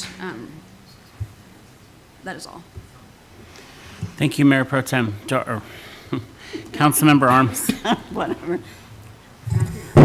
I thank you, Tara, for that. I understand the frustration. If we need that 2 more week window, that's fine. We've had discussions and nobody's met the Metropolitan District. Maybe nobody thought about it. And I'll tell you why, and it sounds mean, but I'm frustrated because I've been working on this and we put it off, like Hyson said, forever. We've had this discussion forever. We knew it was in the wind, and I would like to have the magic wand and fix it. And like I said, we have that paperwork in DC. We just haven't seen it. And so if we need a couple more weeks, fine, as long as we're going to be able to do something active, because we don't have much more room. We've lost time and money by keep kicking this down the can, and every nickel counts. And we may not get everything we want done, but it's got to be done to some degree until we can figure out and maybe get a port district, because that's a hard sell. But you all make up your mind, decide what you want to do. Councilmember Marshall. Thank you, Mayor. David, correct me if I'm wrong, but there's an in-water window, correct? So even if we got permits in April, if I remember the Moffett-Nichols study, the in-water window is not until October. Is that correct? Yeah, typically it is the fall and runs to, I think, mid-February, but do not quote me on the exact end or the exact beginning, but it is a fall to winter fish window, yes. So if we're presumably looking at getting our permit in April, we would not be able to go into the water until the fall. That would be something I would want to double check with Moffett-Nichols before I answer that question with you. So to go back to Mr. Goldman's comments, we don't want to bond this out until we're ready to actually start doing the work. So earliest we're realistically looking is next fall. She's going to be looking into that, and we'll have Okay. a response. So to go to the May 24 B&O tax discussion, that was actually more predicated towards additional law enforcement officers. And if I remember correctly, it was voted down. So we brought this up, we voted on it, and we voted no. It's just now being brought back as a funding mechanism for the port, or for the marina. It was primarily was for funding additional officers, and we did take a vote, and it did fail. So for me, what I'm struggling with is funding something that is not going to fix the problem. We've identified that it's not going to fix the problem. So if there are additional steps that we need to take to make sure that whatever level we choose to fund this at fixes the problem, then I think that is our responsibility to take that time to do it right. And so we're making this gloom and doom scenario that if we don't do something tonight, the marina is going to fail. The reality is we can't do anything until probably next fall anyway. So if we pass this in a month, or we pass it in 2 months, or even if we pass it at the first of the year, we still will have that bonding capacity when it comes time to do the work. And that's realistically what we're talking about, is having that bonding capacity when we do the work. And so I'm not in favor of giving it 2 weeks. I want staff to have ample time to work this through, to get us the answers that we're looking for. So if that takes a month or takes 2 months, from what I'm hearing is we have that time. Yes, I understand that the marina is failing, but we can't do anything about it right now anyway. Even if we had the money, we couldn't do anything anyhow. So let's take the time to do this right. If you're going to ask us for funding, ask us for the funding that you truly need to get the job done. Don't ask us for $5 million now and then come back to us in 2 months and say we need $2.5 million and then we need $1 million. Let's do it right and do it right the first time. And if that means that we need to take another month or 2 or 3 to get this right, then that's what I would suggest to do. And so we can have further conversation, but at this time, I make the motion that we table this until the August meeting. Second. Okay, we have a motion to table this until when? August 2nd, you said? August meeting. And it was seconded by Councilmember Wigginstein. Before I call for a vote, I would like to have further discussion, and I would just like to point out for the record, we're losing how much a month in revenues? At the $5 million level, it's about, No, but again, we're presenting them options. They're deciding what level they want to pass the tax at. different levels have different levels of revenue. So at the $5 million threshold, it's about $65,000. At the $2.5 million threshold, it's closer to $75,000 or $80,000. Okay? Per month, yes. Great, thank you. Councilmember Romero. Just a quick observation, requesting the composition of an MPD board and the composition of a Port Authority board. What restrictions are there and how are they formed? Because we have talked amongst ourselves with regard to the level of control Oak Harbor would have if we went to a Port Authority or an MPD. That's all. We'll bring that back when we come back to the council. Mayor Pro Tem. Oh, I was just going to point of order that wasn't germane to the motion, but you finished, so. Yes, Councilmember Wiesner, sorry, I was writing. Thank you, Mayor. Well, I'm going to turn to staff and rely upon staff, who I know has been just, kicking ass on this project, right? And you get, every time we have a discussion, I hope you feel as though we're all getting more focused, right? I mean, from the initial shock of, oh my gosh, what are we going to do, right? To the moment we are now, right, where we're starting to get lasered in. I'd like to hear from staff as to how much time you guys think you would need to respond to address some of these issues. I appreciate Mr. Marshall wanting to make sure that you have sufficient time to do it, because I want you to have the time to do it too. But at the same time, we are laser focused on this, so I think I'd like to hear that input from you guys. Yeah, I think that's fair. David, can you, so really quickly though, I just want to clarify because Councilmember Marshall made it seem like he wants us to come back with a very specific amount now, whereas we were giving you a range of numbers by different amounts. So are you wanting one specific amount now, or are you still wanting a range?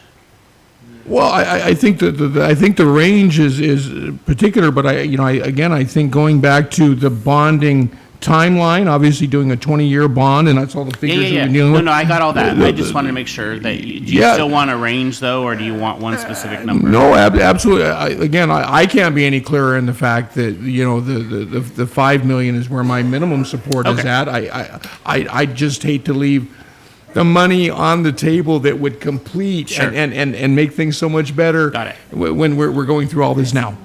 So. And David, are we going to be able to get this done by August between you, myself, Brian, Elise, and Sabrina? Yes, definitely by August, if not sooner. All right. Due to the number of items being discussed and the conversation that goes with them, do you want this as a special meeting? And I'm just owning that up front because of the... I do. I don't want to go through this again because we're not even through the next 3 items yet. So, yeah. So I just wanted to own that with the group. Okay. Because I guarantee you it's going to be another one like this.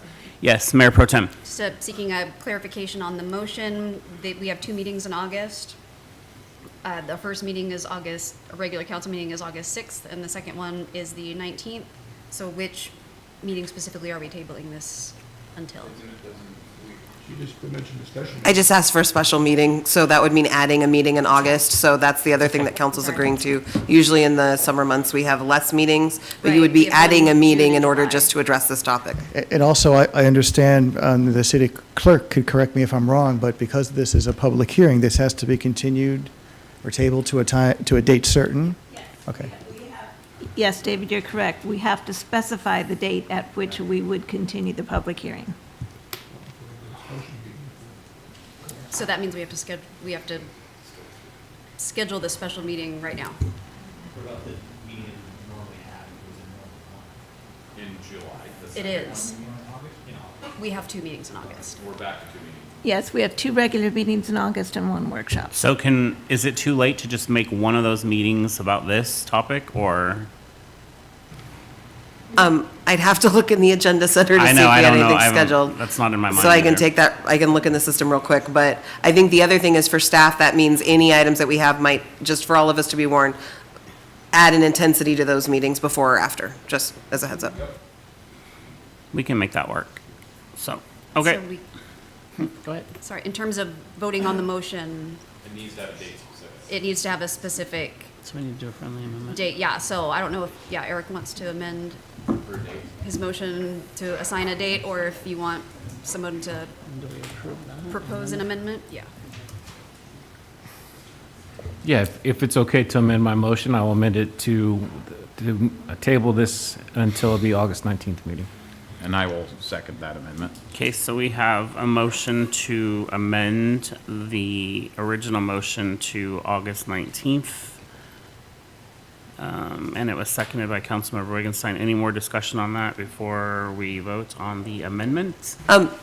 The August 19th date may not work because David is not available, so. I'm not available on the 16th. Can you just talk on the mic? Amend the amendment? As much as I like the show of. Why? Why? What do we have to do that's more important than this? It's none of our business. Prior commitments?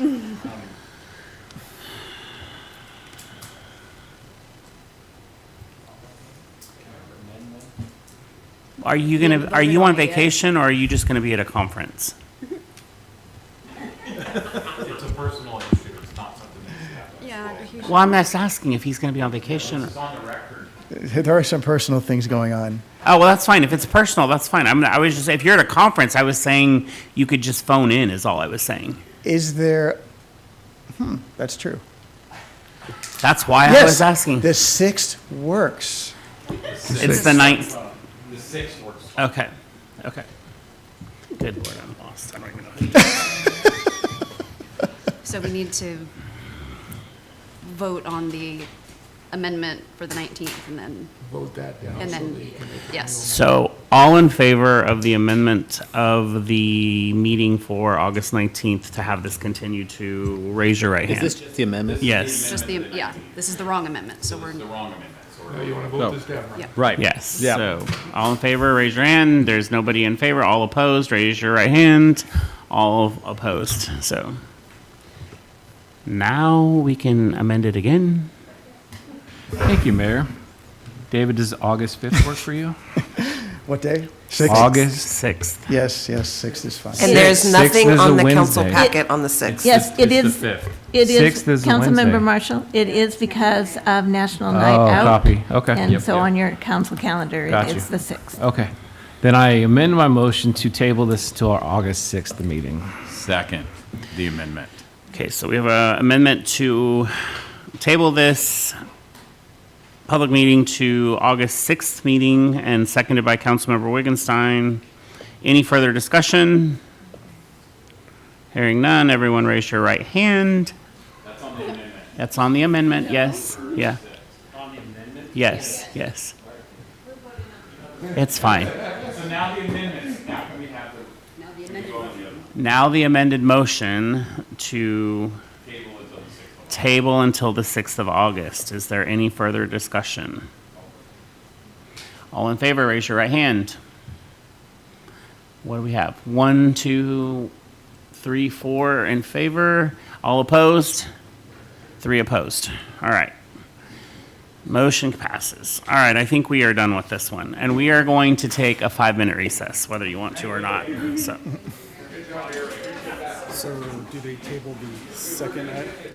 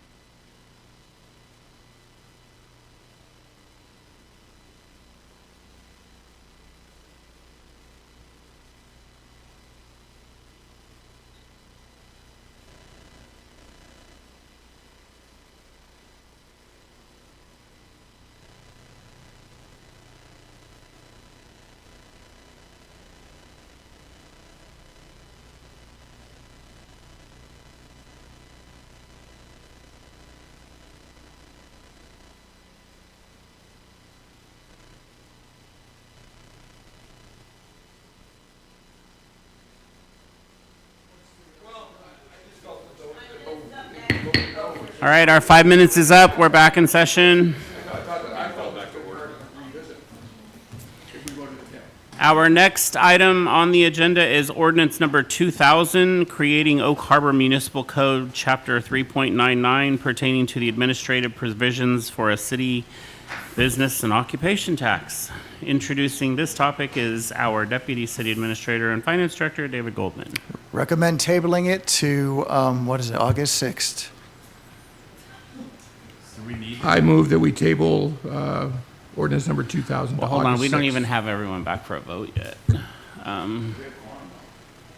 Okay.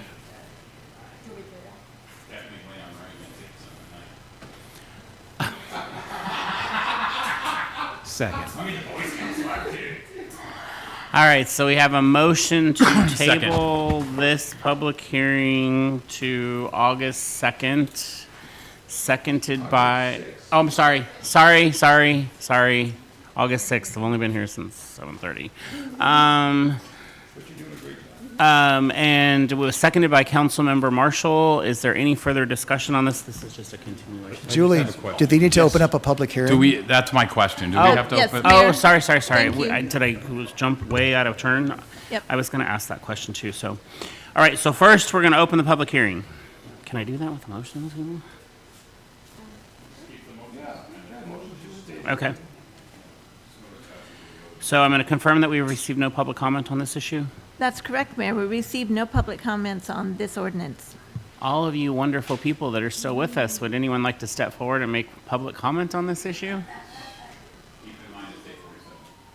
All right, so I will close public hearing at this time and call upon council for their comments. We've already received comments and we received a motion and a second. Is there any further discussion before I call for a vote to continue this ordinance to August 6th? Hearing none, all in favor, raise your right hand. 1, 2, 3, 4, 5, 6. Barbara, are you a yes or a no?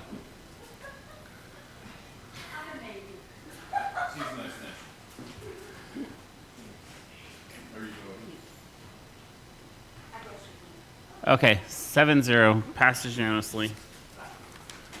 Thank you very much. We're going to move on to Resolution 2516, declaring, yes. Sorry. No. Our meeting ends at 9 PM. Yes, it does, so, thank you. I would move to suspend our rules and extend our meeting until 9:30. We have a motion from Mayor Pro Tem to suspend our rules and extend our meeting to 9:30, seconded by Councilmember Merrow. Is there any further discussion before I call for a vote on this?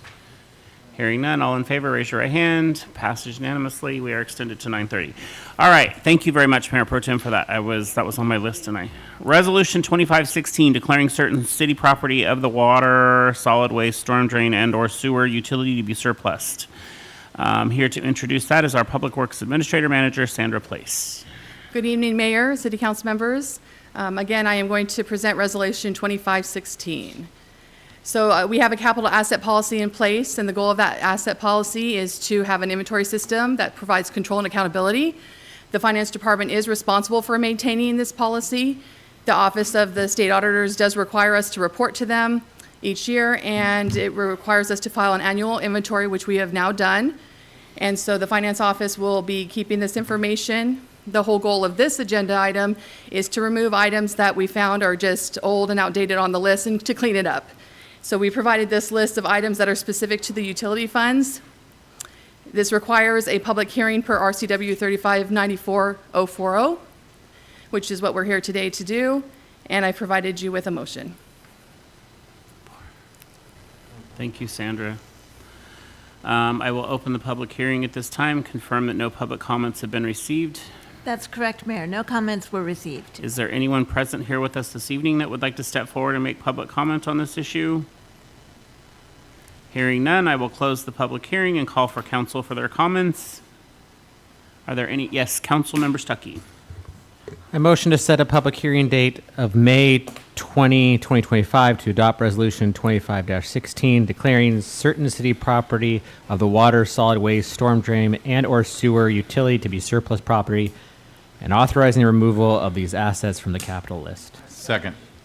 All right, we have a motion as presented by Councilmember Stuckey, seconded by Councilmember Merrow. Is there any further discussion?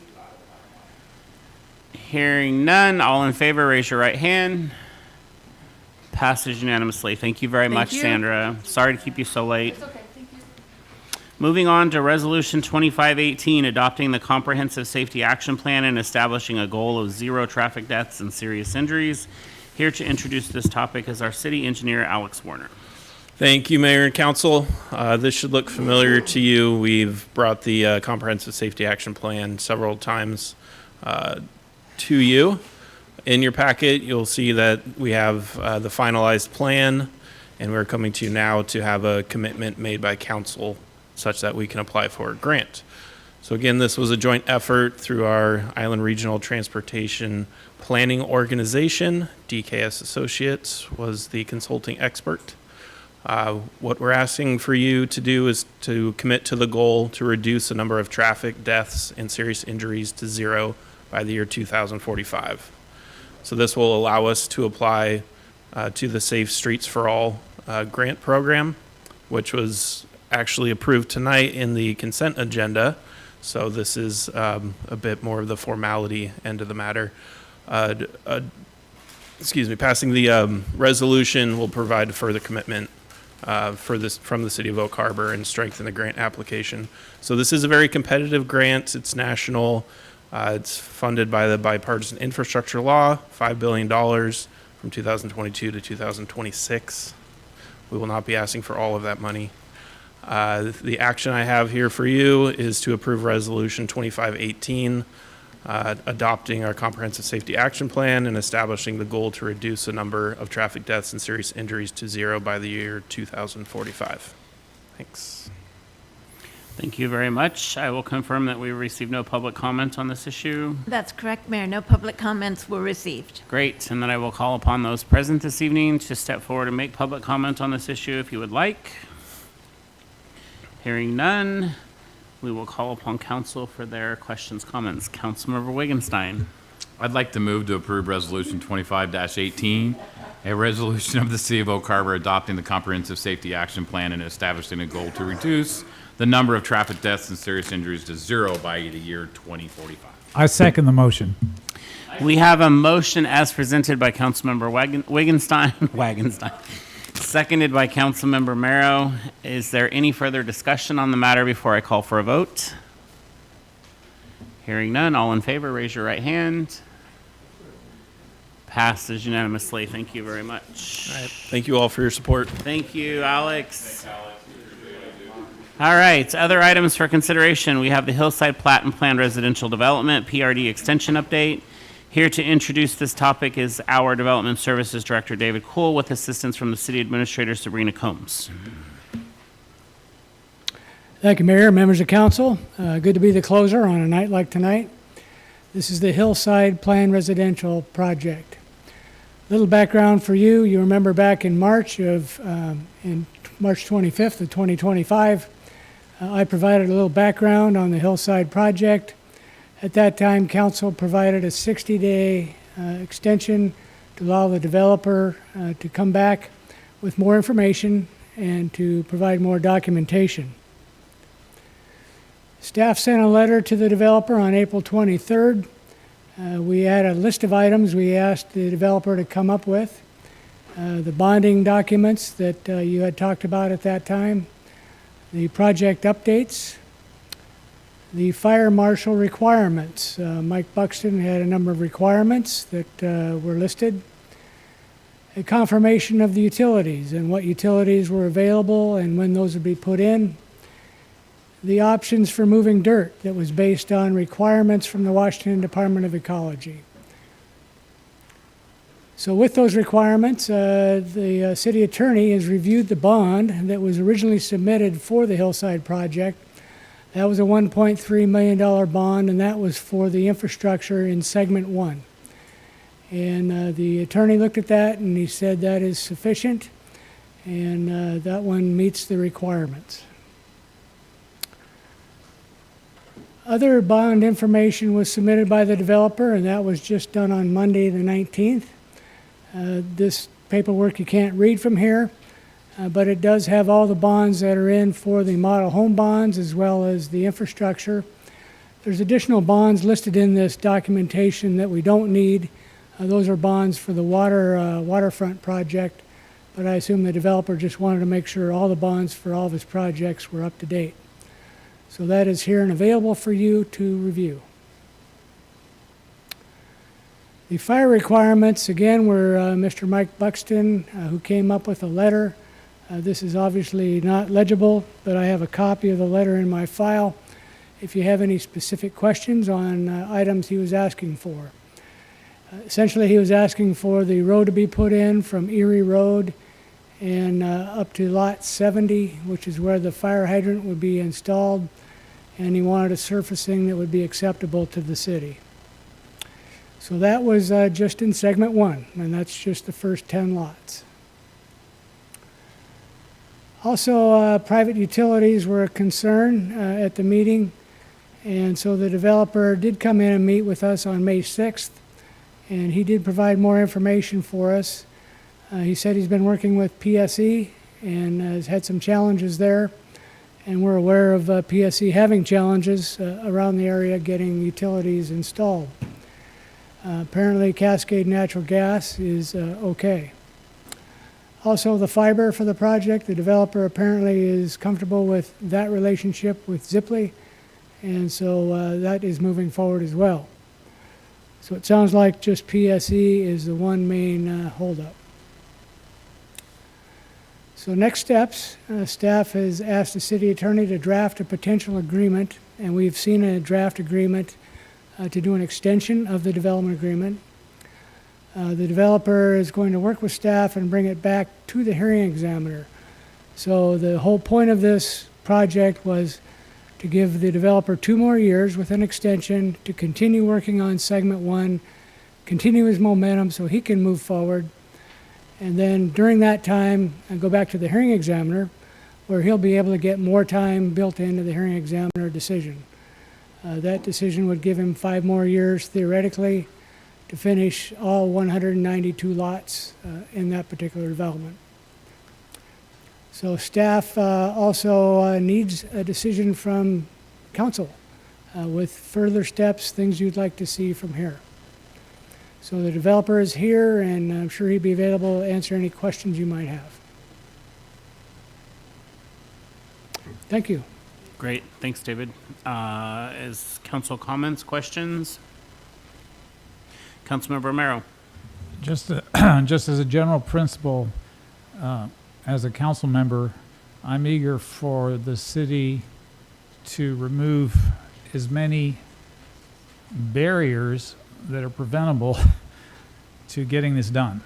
Okay, so that's just a generic statement as a matter of public record that I favor reducing the amount of impediments or firewalls or obstructions that can legally and ethically be done so we can get this done. That's all. Councilmember Wiesner. Thank you, Mayor. Mr. Cool, I think it's just terminology, but I think thinking back to a few weeks ago, what we had asked for was some engineers' estimates and a timeline. And is that what you're referencing in here, the PSE estimates and stuff? So we've been given everything that we asked for a few weeks ago. Right. In the file, we have an engineer's estimate for segment 1, and so the developer did provide that, and that's what the $1.3 million bond was based on. As far as PSE goes, I'll let the developer give you an update on what the status is on that. Well, again, I'm just, I'm just content if you're content, right? You were the one who presented to us the list of items that you wanted to see in your development office to grant that extension. We granted that, a temporary extension based upon the items you asked for, and if you've received the items that you asked for that you've included on that list, then that's really all I need to know. Yes, we've received almost everything we've asked for except for the documentation from PSE as to what the challenges they have with installing and getting this completed. Yeah, and there's difficulties with PSE. I mean, I've got a project we're talking about waiting until December to get engineered, and it shouldn't take that long. But And Councilmember Wiesner, one of the things we've done recently with this project is we formed a group of staff working in various roles related to this project and brought them together. And what we did was take a look at the notes that Julie takes in this meeting. We compiled all those, and that's how we formed the letter. So we really looked at all of the documentation, and then we also sent the bonding off to our legal counsel to make sure that they had reviewed the documents. So really, it's just trying to take that holistic approach to looking at everything and making sure that we had the documents that were required. And as noted, David's correct. We didn't have an official document, but we understood that due to some of the rebate programs, some of the power-related items were modified in the way that they were being addressed in this plan. Well, and again, if you're content, I'm content. Like I said before, the extension is built into our code for a reason, and you know, this, you know, if you're content, I'm content. Thank you. Yes, Mayor Pro Tem. Thank you, Mayor. David, in terms of utilities, the Ziply, it says developer bought fiber and owns it for the lifetime of the project. Does that mean until the project is complete and everything is built or done, or as long as any of the improvements exist? Define lifetime. I'd probably have to refer to the developer to tell us exactly what he means by that.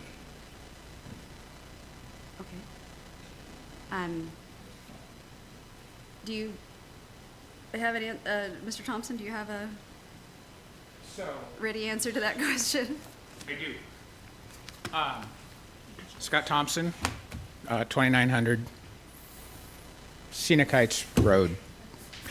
Our projects around the country now include the purchase of fiber for the homeowners associations. We're no longer allowing these internet companies to come in and place communications into our communities anymore. So what we do is we secure the entire fiber asset backbone from the utility. We buy that point of sale, and then we distribute that through a distribute agreement inside the homeowners association, to where the homeowners association has control over that telecommunications concession. And that's pretty much standard now in most states. At least that's what we're doing. So basically, we're just making sure the communities have adequate telecommunications. So lifetime of project, as long as It's three 10-year exists. Okay. extensions. Okay. Yes. Okay, thank you. And on the power, let me clarify that. So we do have an application in to Puget Sound Energy for the hillside. The state of Washington passed an energy code that changed the load profiles to all the homes. In addition to that, they outlawed natural gas to be distributed into homes in the next 5 years. During that period of time, there was a petition that was signed by the people in Washington State that overturned that legislative intent to prohibit natural gas from being used in homes. And apparently, the voters voted to put gas back into Washington State. And now, apparently, the state administration has sued the voters to prohibit that again. So we went to all electric during that period of time. So we've been bouncing back and forth with Puget Sound Energy, whether or not we do all electric. We partnered up with LG. We're going to put batteries in every one of the garages because we believe you should have backup power here for your home. So we dumped the natural gas. Then apparently the state has allowed depreciation schedules of 5 years for full discontinuance of the natural gas companies in Washington State. So now we're seeing these 26% rate increases per year compounded because they gave them 5 years to depreciate all the assets and put it into the rate base. And the natural gas state, we pretty much decided this week that we're just going to go back to all electric. And we're just not going to put natural gas into the site. What that means is that our load will increase to the application. But the application for PSE has been in place since 2021. It's just a matter of trying to get the load balance properly. And then we have the issue with plug-in car requirement, which is a huge load if everybody plugs their car in at 5 o'clock in the evening. So basically, that's the issue over the power. So, and we've already designed the system, and we already have it in to the development center and Scenic Heights. So we're really well along with that. But Puget Sound Energy has some serious backlog problems, and there's a lot going on with the utilities in Washington. Yeah, thank you. And Mr. Cool, the direction from council regarding next steps, I don't, what exactly do you need from, I mean, the terms of the extension were laid out previously, so I don't understand what it is that you need from us tonight. Essentially, we need direction from council to say, yes, go ahead and come back with an extension to the development agreement. It is written, it's ready to go. We just need to bring it back to you for your approval. So Mayor Pro Tem, part of our thing was just that you guys had given a 60-day extension. We just wanted to make sure that we had updated you with where we were at and see if there were any other action items besides where we're headed that we need to address. That was it.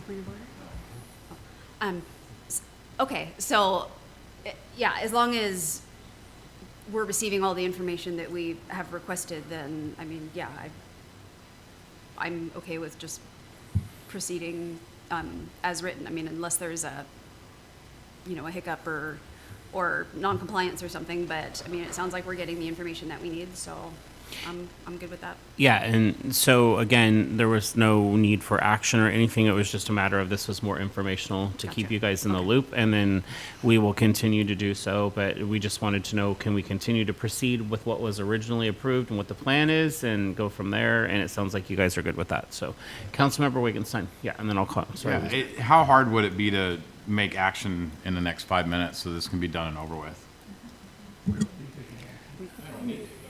By action, what do you mean? Well, I mean, you're looking for direction. There isn't any. So the next steps would be to basically do this extension and that has to. We did. Okay. So we will bring Gotcha. that back. Okay. But that's what a I was draft. asking. I just wanted to make sure. So. Excellent. Glad to hear it. So again, yeah, this was all just for information for you guys. Sorry, we didn't mean to make it confusing. Yeah, sorry. Councilmember Wiesner, yeah. Well, and just to move on to another subject, because I think we're done there, I just wanted to thank Mr. Cool for your years of service here at the city. This is the last time I think we're going to see you before this body. Is that correct, or? Well, you get one more chance. I'll Okay. be back on the 27th for a contract, but I appreciate that, Councilman Wiesner. Yeah, no, we appreciate everything you've done. You came in at a time where we had a little turmoil. You've implemented computers downstairs. We now have the ability to look up, permits, and as well as, our constituents and our clients have the ability to track their permit through. One of the big things I want to point out that Mr. Cool did was when he first came here, we kind of had a little bit of a riff or a lack of cooperation between engineering and building. There are two separate divisions that have to work hand in hand. They're working out of two separate campuses. Right, and that was something that you made very cohesive when you came on board, and I just want to let you know those things don't go unnoticed, and we certainly appreciate you. Thank you, Councilmember Wiesner. Anybody else? All right, there being no further business, is there a motion to adjourn? So moved. Holy cow. We have a motion to adjourn, seconded, all in